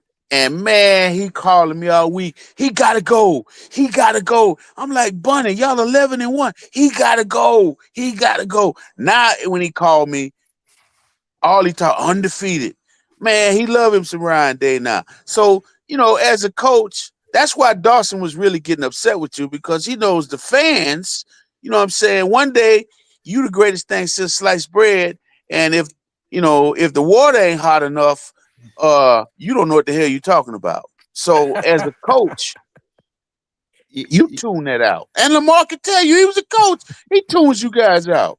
Yeah, I don't think he wasn't really mad at the media, to be honest with you, Kelvin. He was mad. I think it was under the skin that it was such a topic everywhere. I mean, you got fans posting on Twitter, themselves making predictions on what the play is going to be, and then showing that they were right. The worst thing that could happen for coaches is these apparatuses where guys who didn't start in JV could get on Twitter and do all of this Nick Saban type analysis. Listen, what he was telling you was correct. They were forcing the outside zone back out of the C gap back into the B gap. And there was one particular run I remember where Jordan Lyle jump cut the wrong way. He jump cut it right back into, in the words of my old O-line coach with the Rams, when we used to watch the film of Cleveland Gary, because we used to run a zone offense. And, you know, if you read it correctly as the back, the linebacker is never right because if he goes over the top, you go underneath. Yeah. So, but Cleve, in the words of Coach Erkenbeck, God bless his soul, would run to darkness. because he would run the darkness. Man, that dude would cuss Cleve out every minute. What is he doing? The hole is over there. I mean, I swear to God, one time, Cleve, we were supposed to go to the B gap. He cut all the way back to the backside C.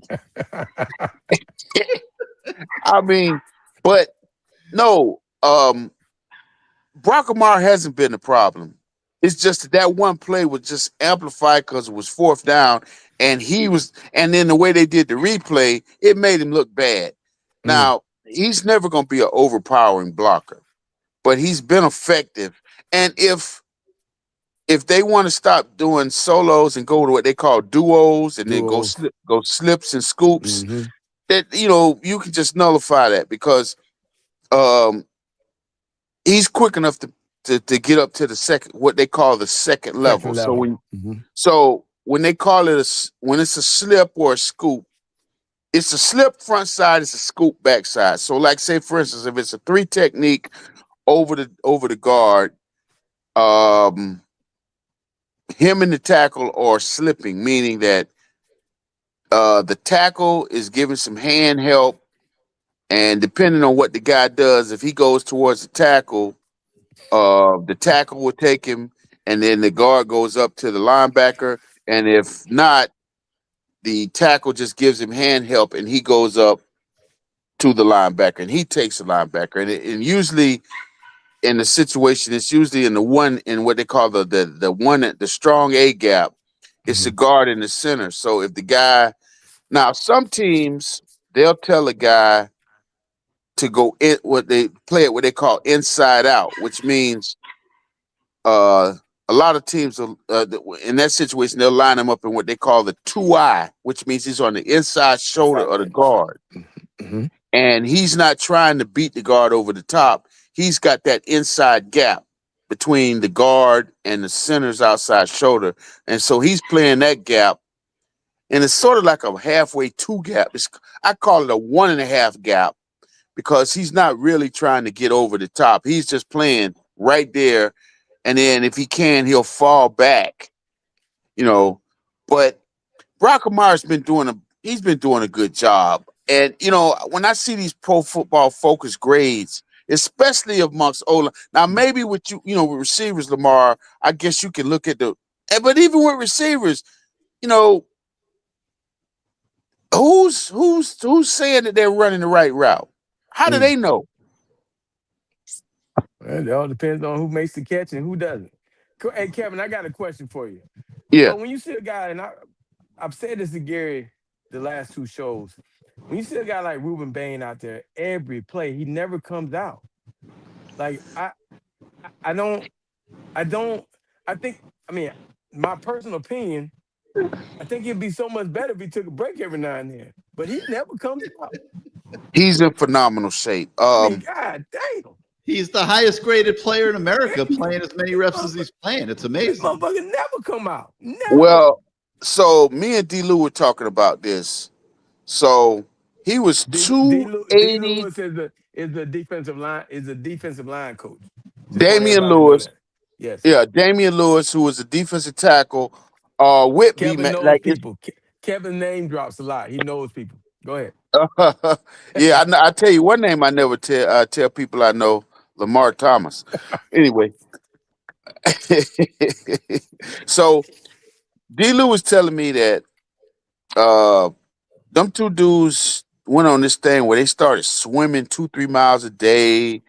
Messidor changed his diet, so he went from 280 to he's like 262 right now.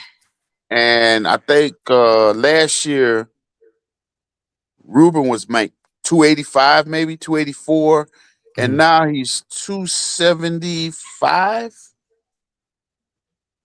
Because I remember Sap. Whoa. You all right there? You didn't fall off a ledge or nothing, did you? No, I hit so I remember last year, Sap would be like, man, he need to be playing 3 technique. And I think he might have heard this from a couple people. So he went on ahead and got that chicken and fish in, and he lost the weight, 275. But he's the strong side in. He plays to the field. Mm-hmm. And so he'll usually be lined up against the tight end, which makes his pass rush that more impressive because there's an extra man in the way for him to get to the quarterback. And he's touching both of them. And let me tell you something. I'm going to text Mario. He needs to go to the refs before every game from now on and say, listen, I don't want to have to send this film into the ACC or how many times y'all missed these holding calls. Man, this guy should be filing sexual assault charges the way they're holding him. It's ridiculous. Yeah, he is. He's getting held a lot, but the thing is, he puts that hand back in the dirt, and he's still in there. I'm thinking. Well, you know what? His technique is beautiful. So he has perfected his bull rip. Mm-hmm. You know, some guys have a hand swat. Some guys have the traditional swim arm over. Some guys have the head fake swat move. He's got a couple of moves, but his power rip bull is, and what happens is when he goes through, because he has such a great get off, it leaves the tackles with their arm around his neck. Mm-hmm. And it's an obvious holding call. Oh, yeah. Yeah. Like, I don't know if you remember that first drive they scored on, they threw the ball in the flat to the running back to the left side. Mm-hmm. I mean, it was almost like they were on a date. And they didn't call a holding. And I know, but he has no emotion. He doesn't get upset. To your point, Lamar, he just goes right back, puts his hand in the dirt. His mental toughness is unbelievable. It is unbelievable to watch because I'm looking at him the whole time, going, at some point you got to come out, dog. But you know what's crazy is he don't even be breathing hard. He wasn't Florida. Yeah, he's learned how to control it. I did think he was a little gassed at Florida State. He was at Florida State. That's because that dude was running around like he was chasing him around. Yes, the whole game. Yeah, that dude was running around like he got caught shoplifting. He was trying to get out the stove. I mean, but you know, watching him in pregame is impressive too because he goes through a full speed thing with Jason Taylor, and he has his game face on. But I just don't want us to lose sight of how good Messidor is as well. Yes. Right. And listen, there's another one coming up the pipe. We got little baby JT. He has he got a lot of potential. He just can't gain any weight. Lightfoot. Lightfoot, yes. And Hayden Lowe's going to be good too. I don't know. You know, they got a tough act to follow with these two guys. Well, the Herbert Scroggins kid played this week, and I mistook him for Hayden Lowe, and D. Lou was like, "No, that's Herbert Scroggins. He's pretty damn good too." And actually, whatchamacallit's son, Booker Pickett's son, he just got to gain some weight because he's only 240. I mean, listen, it's not going to stop after these guys graduate. We have pass rushers. And I tell you what, Justin Scott, Donta Simpson, both are looking good at defensive tackle. Now, if I were Moton, I don't know, Gary, maybe you could check on this. If I were Moton, because from what D. Lou was telling me, Moton has another year. If I were Moton, I would come back. Oh, there's no question he's got to come back. Yeah. But be clear, he's playing good, but he's not playing NFL good. He's playing good. Yeah, playing good. He's not playing first 2 rounds NFL good. He's playing. I get drafted in the 6th, 5th to 6th, 5th to 7th, maybe round. Yeah. So, Kelvin, so on Saturday, what do you think we'll see out of SMU as far as defensively, what they're going to try to do to us? I'm gonna be honest with you. They're gonna have to blitz. Now, one of my former teammates. Oh, and this is ironic. So I played in the Canadian League 2 years when they had American teams, and 1 year was in Las Vegas. One of my teammates was a guy named Jason Medlock. His son Justin was initially committed to us when Manny was the coach, and then when Manny got fired, he got a bag from Utah. Well, he got a bag and a car from Utah, and so he decided to go to Utah. That didn't work out because what they don't tell the American kids at Utah is the guys that go on the missions, they get their spot back. So he initially, he got him to, SMU. But his dad, the way his dad's career ended, it was because of one of our former teammates, Lamar. You know who that teammate was? Who? Dewey. Dewey ended his career? They were in Calgary. Dewey was like fourth string. The two of the guys that were in front of him got hurt. They were in the preseason. They playing Dewey. So Medlock played. He was a rush in. He's pretty good. Dewey gets Peter rolled into the man's leg and tears his ACL. You get Peter rolled by the Rock. He said for a whole week, Dewey would come in the training room. I'm sorry, man. I'm sorry. Apologizing. And then, he's like, he didn't see him at the end of the week. Oh boy, the Turkey came to see him and told him, hey man, we're gonna need to get that playbook from you. So they had let him go. But yeah, but Medlock's son is their speed linebacker, meaning that he would be the guy that they put in to cover the backs. He is hurt. And so I talked to Lil Crum, because Lil Crum is the linebackers coach, and I don't think Medlock's gonna play. Their other linebackers are not as athletic. They almost as unathletic as Gary. So we are going to run it down their throat like this is Heather Hunter. But okay, Gary. Kelvin. But they got the second worst pass defense in the country.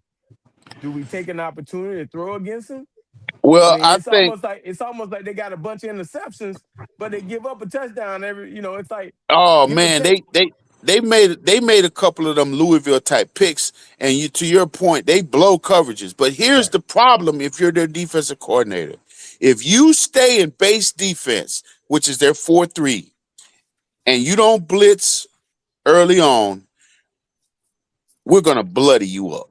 They can't stop our run in base defense. So they either have to go into a bear, which to be honest with you, if they go into bear, we're going to get some huge runs on them. Or they got to blitz and hope that they can get us to second and long. But what that does is that opens up the middle of the field for baby Jesus. I mean, okay. it's what happens when somebody takes baby Jesus away from him? How are they going to do that? They double him. I mean, what are you going to do? Who's going to step up and make the play? That's the question I have for you. CJ Daniels. Okay. All right. But let me ask you a question. So if you were Dawson and you knew that, and once you saw that they tried to double him, why don't you put him in the slot? I mean, you could. I mean, that's why don't you run him in bunch? Why don't you run him in bunch in the diamond formation? I would do that. I would put him in, and I would hide him. I would motion him across to make. But here's the problem, Lamar. They can't do all that when you're getting bust up in the mouth by Mark Fletcher and Marty Brown. So you got a twofold problem. You worried about the little dude, but the big dude is just your liver is destroyed and your kidneys are ruptured. So it's like you might as well just let him just knock you out and get it over with. So when the offense is working, and we saw it against Florida. Remember, our offense reminds me of 1990 against FSU. I remember the game plan was supposed to be we're going to run the ball inside, and go to play action. We never got to play action. You didn't catch no passes that game because Steve kept running over my homeboy in the open field. I caught one. One pass. Yeah. Kept my streak alive. Yes. Oh, okay. Because Steve, like, Dawson said, Gary, if I'm not mistaken, didn't Dawson 2 weeks ago in the meeting say, okay, you want to stop our run, we'll just throw the ball. Yes. Oh, you want to stop our pass, we'll just run the ball. Yes. That's the kind of offense we Where's get. throwing screens in there? Because we throw a lot of screens. Is that what he's talking about throwing? No. What he's talking about is because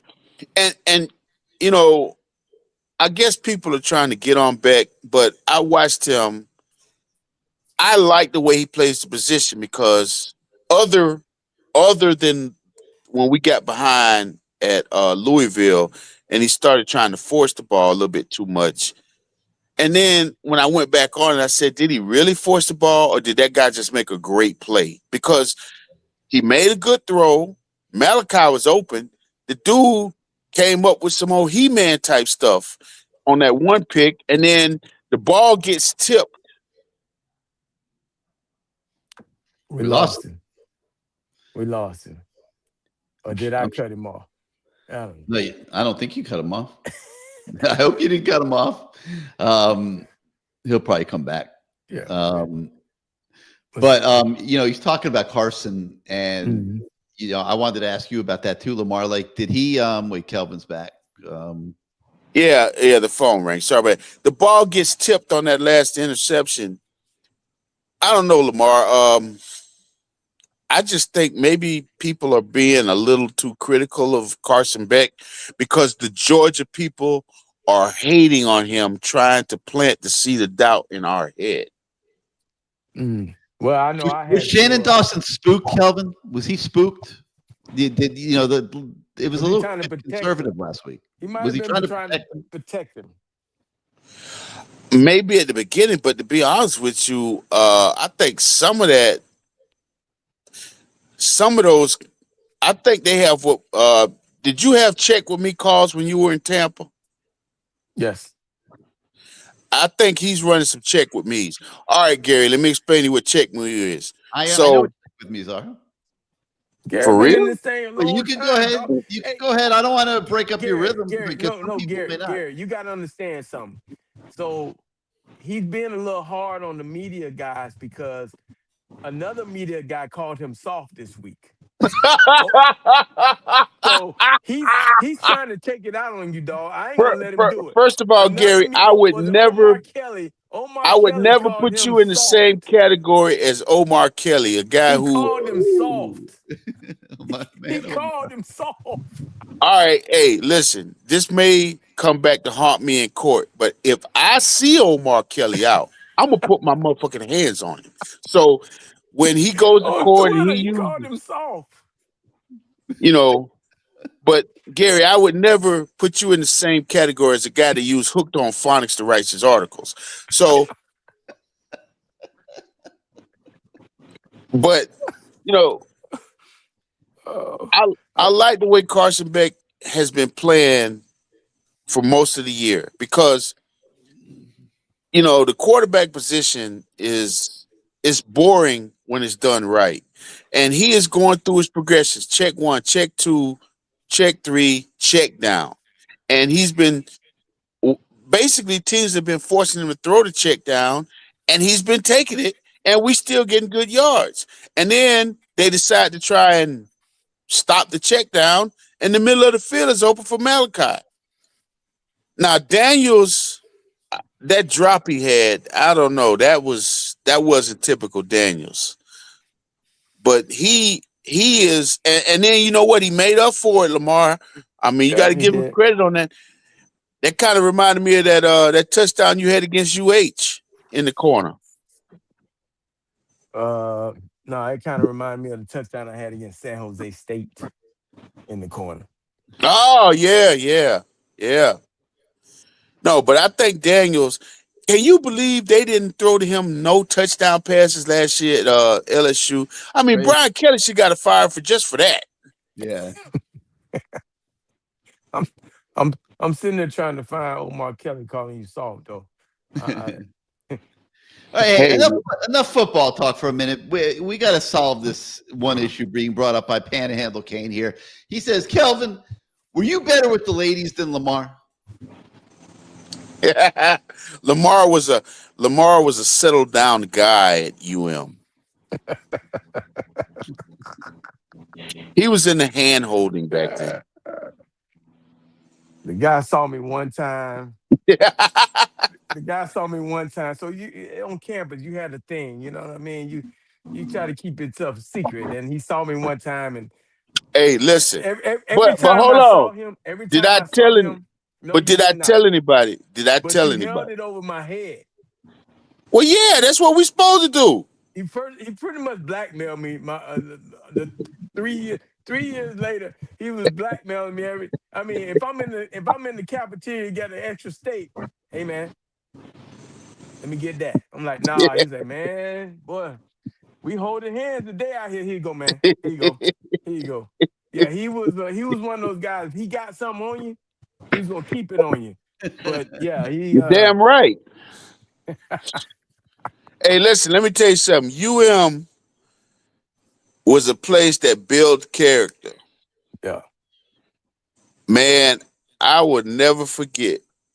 I tried to come to Leon Searcy's defense, and these two girls roasted my ass in the student union. Because Leon was messing with this girl, and her reputation wasn't the greatest. Mm. And so these two ghetto girls from, I believe from New Orleans, was talking about Leon. I was like, man, when you talk, and man, they took it to I was like, man, I had to get up and leave. I had to go regroup. Because, you can't hit a girl.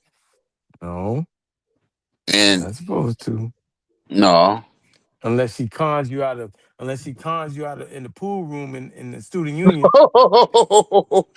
Oh, Gary, hey, I lost my weekend money one weekend I got hustled by the National Collegiate 8-ball champion. And it was a girl. Ooh. Wow. It was classic. I beat her, and then I don't know how something So out you of want kind to of play way. for the money. I start talking noise. He says, well, let's put $20 on it. I'm like, that's all? So we jack it up to 50. I'm feeling good about myself. Man, she cleaned me out. I learned a valuable lesson. But Gary, listen, you might want to get some security for this next press conference. He wasn't coming after me. I wasn't the one accosting him. I'm telling you, he is upset that it has become such a sub topic, and it's not the media; it's the fans.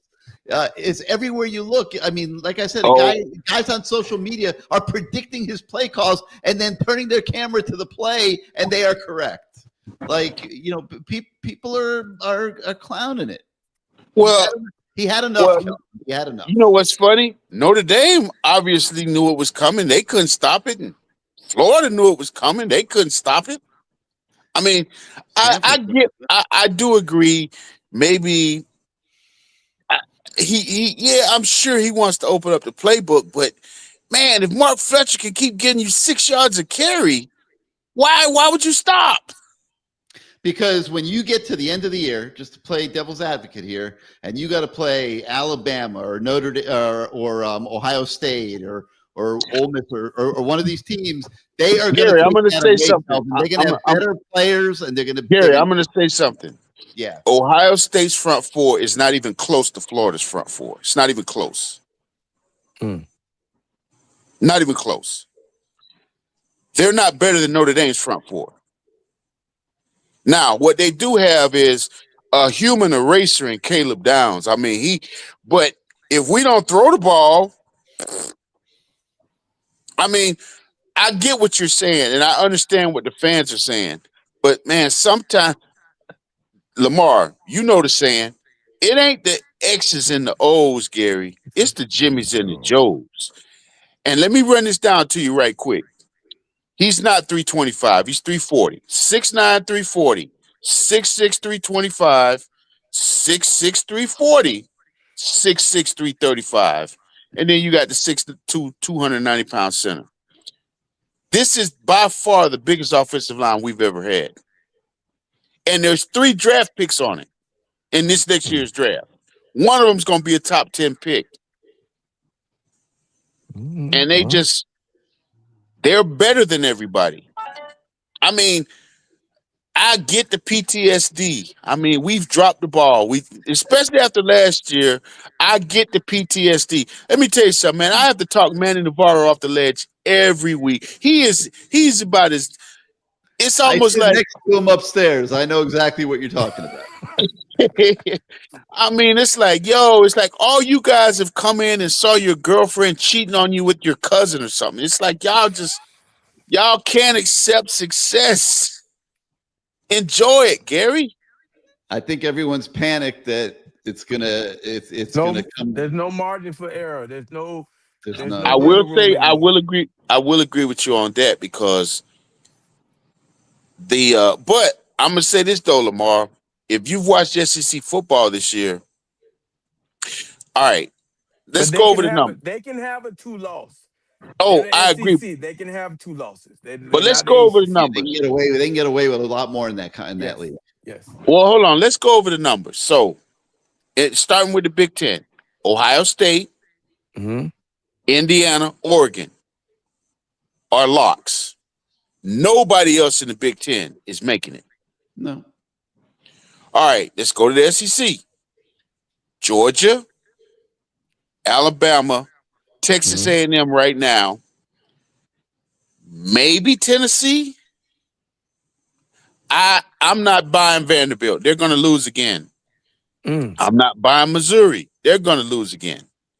But they are going to get 4 teams between Tennessee, Vanderbilt, Missouri. One of them is going to get the 4th spot. So that's 7. Okay. All right. BYU is 8.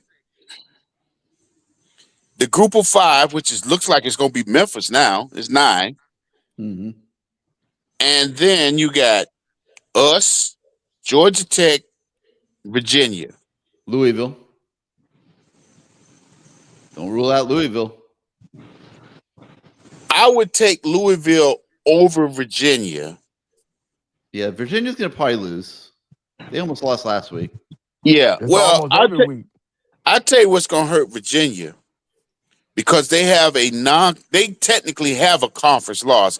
I don't understand. Maybe you can explain it. Why that loss to NC State doesn't count? Because they play that as it as an out of conference game in years where NC State is not on their schedule for the ACC. All right, it's weird, but that's what they do. Okay, so if Virginia, see, this is the problem Virginia has. If they go to the ACC championship game and lose, they're not getting in because they got 2 losses. One of them to an NC State team that gave up like 200 points this week, and we're probably going to put up another 200 on them. So you lost to a team that is trash on defense. It's going to have about 5 losses, and they're probably going to either fire their coach or he's going to retire. Yeah, but they also got to go at California, Wake Forest, at Duke. I would bet they lose one of those 3, at least. I agree. And to be honest with you, who does Georgia Tech have left? They not much. They got let's see here. They got they'll be all right. Yeah, they got this weekend they're at NC State, which could be tricky. A night game at NC State. It's Saturday. Then they go at Boston College. That shouldn't be a problem. They play Pitt at home. Ooh. That'll be a tricky one. They play Pitt at home the week before we go to Pitt. Yeah. Pitt is the most dangerous team for us in Georgia Tech because Hensel at quarterback, he is looking good, but he kind of hurt his arm. Desmond Reed or is it Desmond Reed? Is that his last name? Reed? Yeah. The running back. Yeah. Yeah. He is their explosive play guy, and they got a decent defensive front four. I'm going to say this: their front four is better than Ohio State's front four. And let me tell you something, Kelvin. They're 4-1, and they play both. Miami and Georgia Tech. I mean, Pitt controls its destiny, man. If they can win these games, they're going to be in Charlotte. I know this is going to sound bad to the fans because, our fan base really wants us to win an ACC. I hope to God we don't have to go to that ACC championship game. Never win the ACC. Okay. So never win it. Let me ask you this. Is it a loss if we go to the ACC championship and we lose? Okay. I'm just saying. Is it a lost season if we go to the ACC championship and we lose and we don't make the playoffs? Or is it a loss if we go to the national championship and we lose? I'm just saying. I take the second. I take the second. Successful season. The second one easily. Not even close. I'm just saying. But I'm going to say this here. It can get tricky. But the problem now that the committees are going to run into is how fair is it to penalize a team for losing in the conference championship game when that was supposed to be the goal to play for the conference championship. Yeah. I think it'll depend who the two teams are, but if you have two one-loss teams in that game, I think the loser will still make the playoff. Yeah. Well, I'm going to say this, Gary and Lamar. Depending on who the odd man out is. I'm going to tell you, one of the things that is going for us is if you looked at our viewership numbers, ESPN is greedy. We are a draw. Yeah. And we have a player that two players that everybody wants to see play. Baby Jesus and Super Bane. So we have must-see TV. Now, I saw somebody complain about,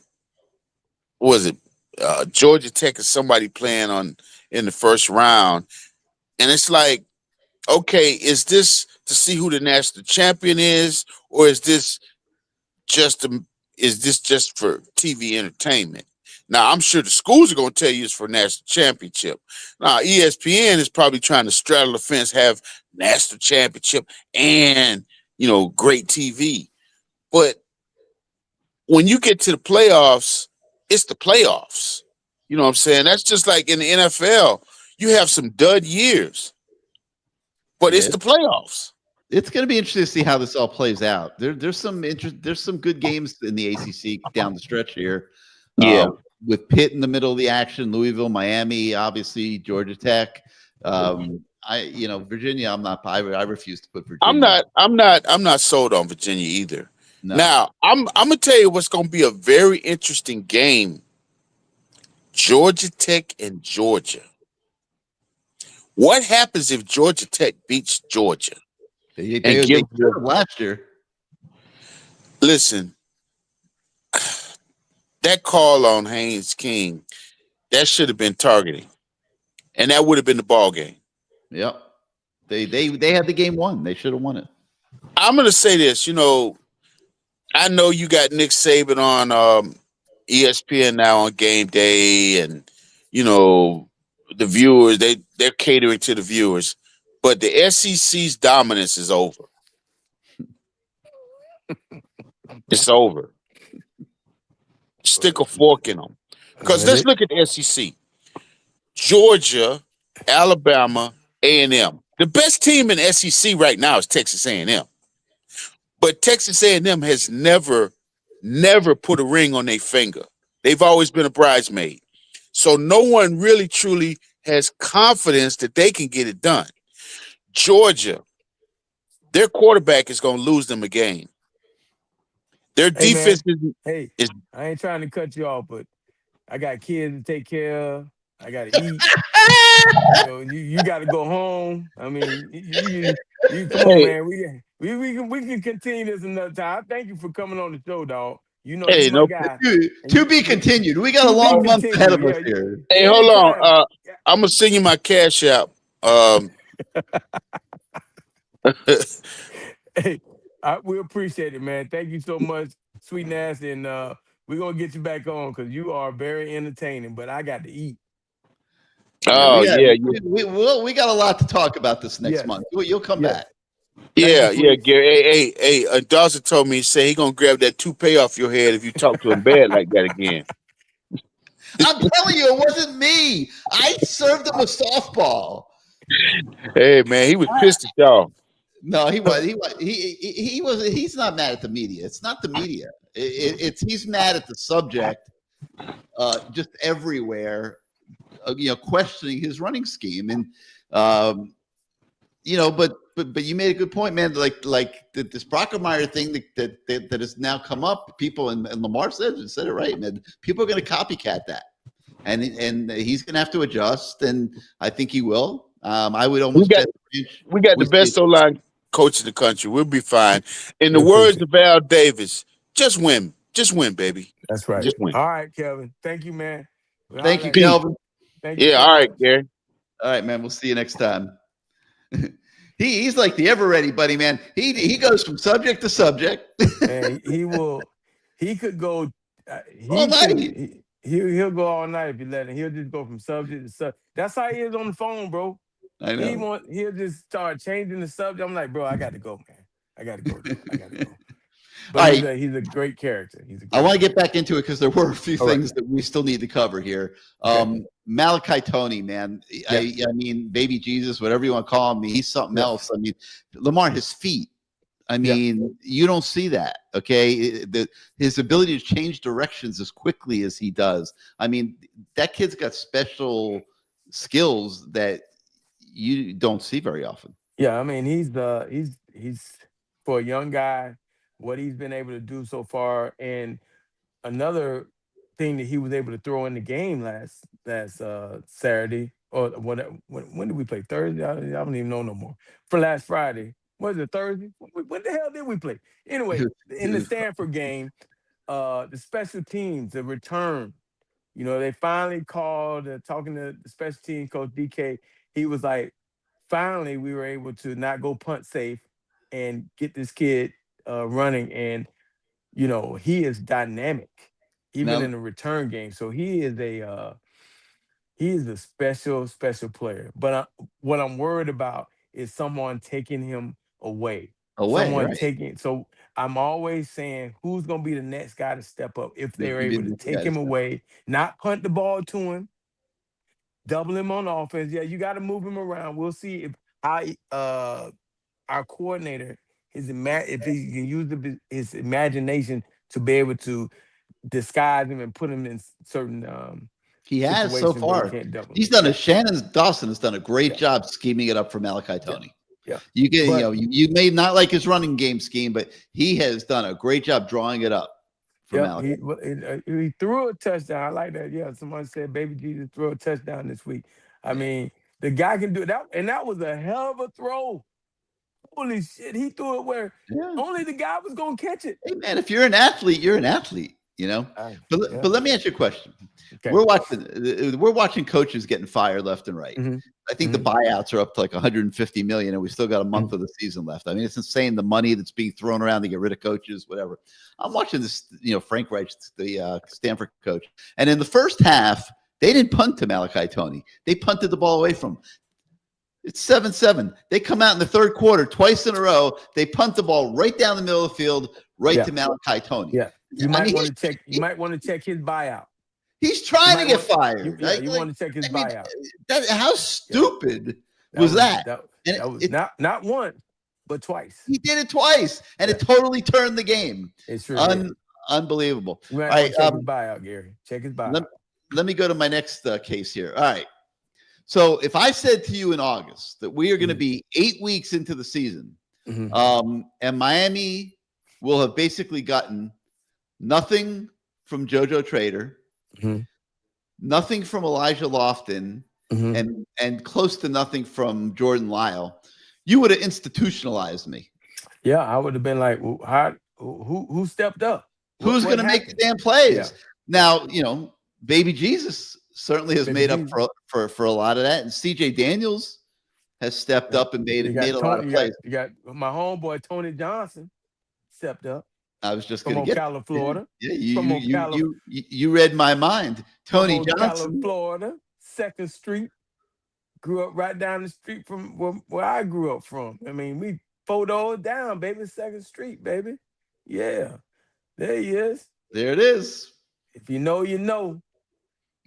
My best friend growing up name was Maurice Wallace, and he had a sister named Diane, who had a child named Tiffany, Tiffany is his mama. So there it is. And I mean, they're all on 2nd Street. So that was great to see him. Got to talk to him after the game. We exchanged numbers, and we're going to keep in touch, man. He seems like a great kid. I'm glad he got an opportunity to show what he could do. He had some good blocks for Malachi on some of the screens, and he was able to catch a couple passes where he showed some he was elusive. I mean, he did a spin move. I mean, he put up maybe like 18, 20 yards on one of those screen passes. So it was good to see him get out there and do his thing, coming from Cincinnati and getting the opportunity to play at the University of Miami. That was good stuff.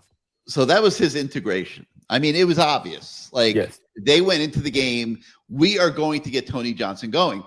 He comes here in the transfer portal from Cincinnati. You can put him on that same list. He was really not contributing at all. Great kid, like you said, doing the right things week after week after week in practice. Shannon Dawson clearly came into the game with the idea of, I am going to get Tony Johnson involved this week. They put him out on the field. He made plays. I still think there's got to be more. Okay, so who's the next guy to step up, Lamar? Does Lofton get his act back together? Does JoJo Lofton has to get his act together at some point. He has to get the ball. He's too special of a talent. And then JoJo and Joshua Trader. They all, I mean, it's only one football go around, but hey, man, this is going to be a long season.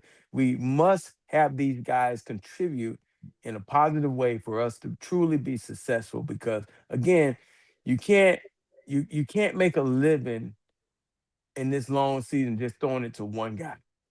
They're going to eventually get smart enough and take him away. And you're going to play better teams. Yes.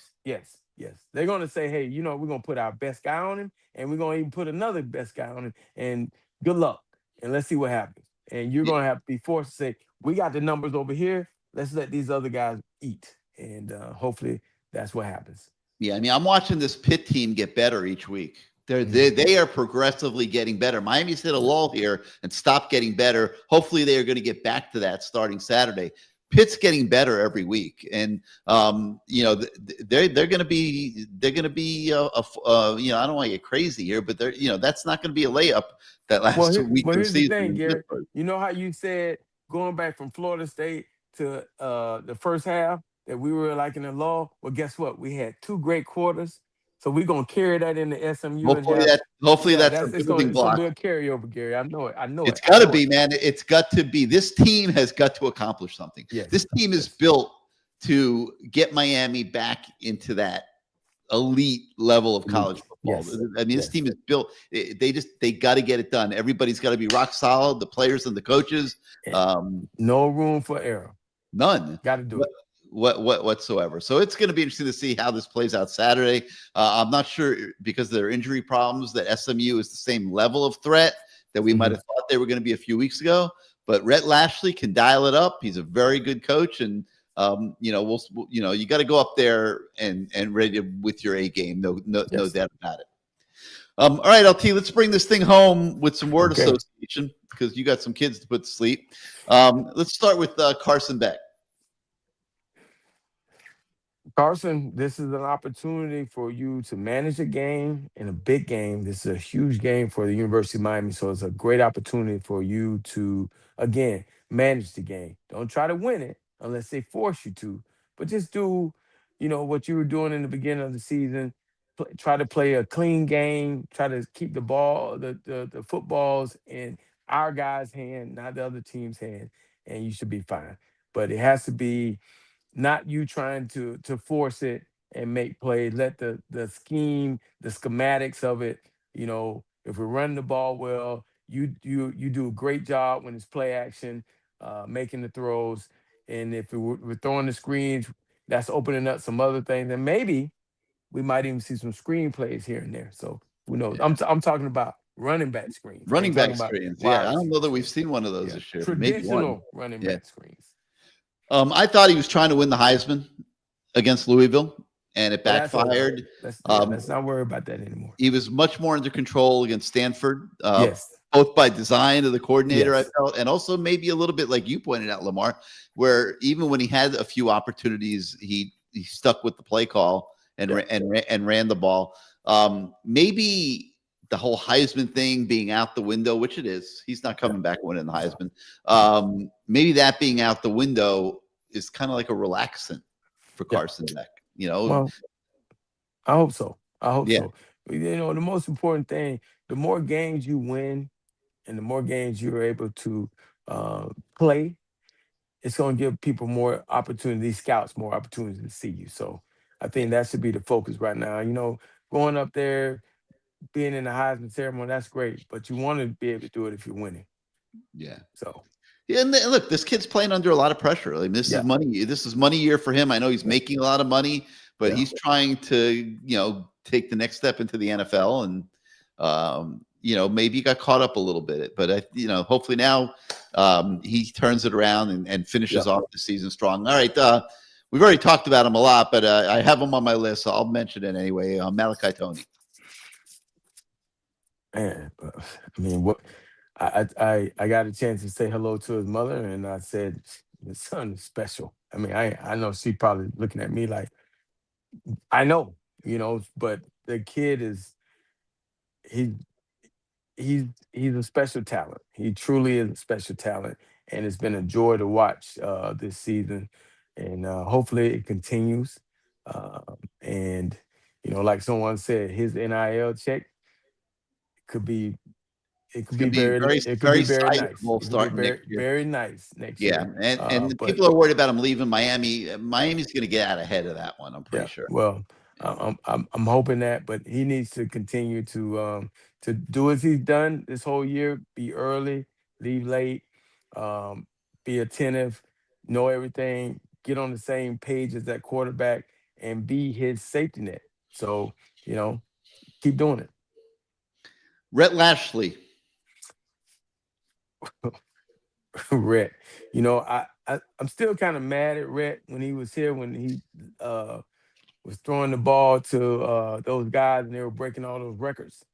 That one guy that broke the record, I can't think of his name. Mike Harley? Yeah, Mike Harley. He threw like 18 balls a game. Like, what the? Just to break a record. I mean, that's some bullshit, man. Come on.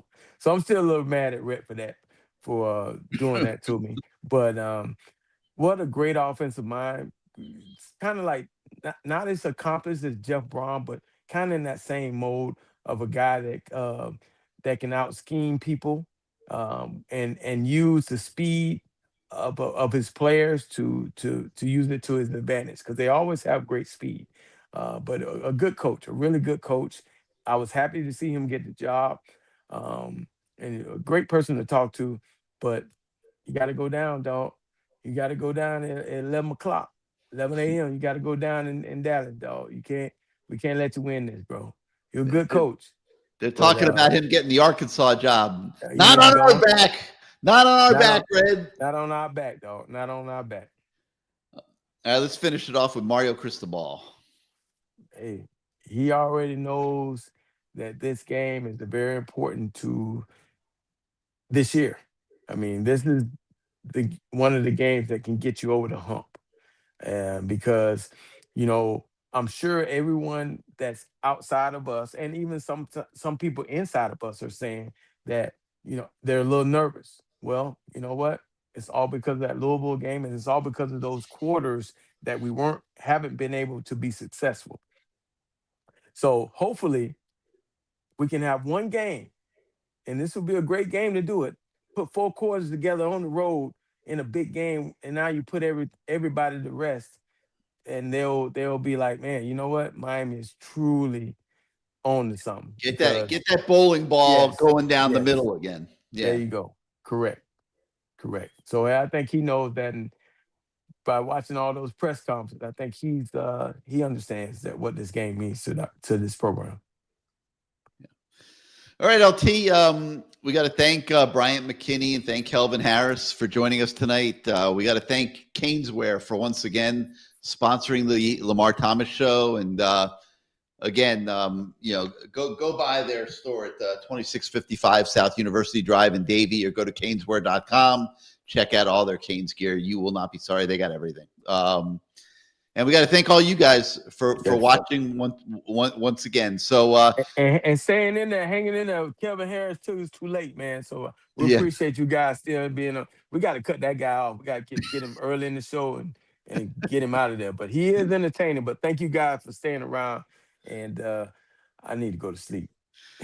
All right, well, we're off to Dallas. I'll see you up there, LT, and Yes, we'll see what happens in the next chapter of this season. From Lamar, I'm Gary. Thanks again, everybody, for joining us, and we'll see you again next week. Go Canes.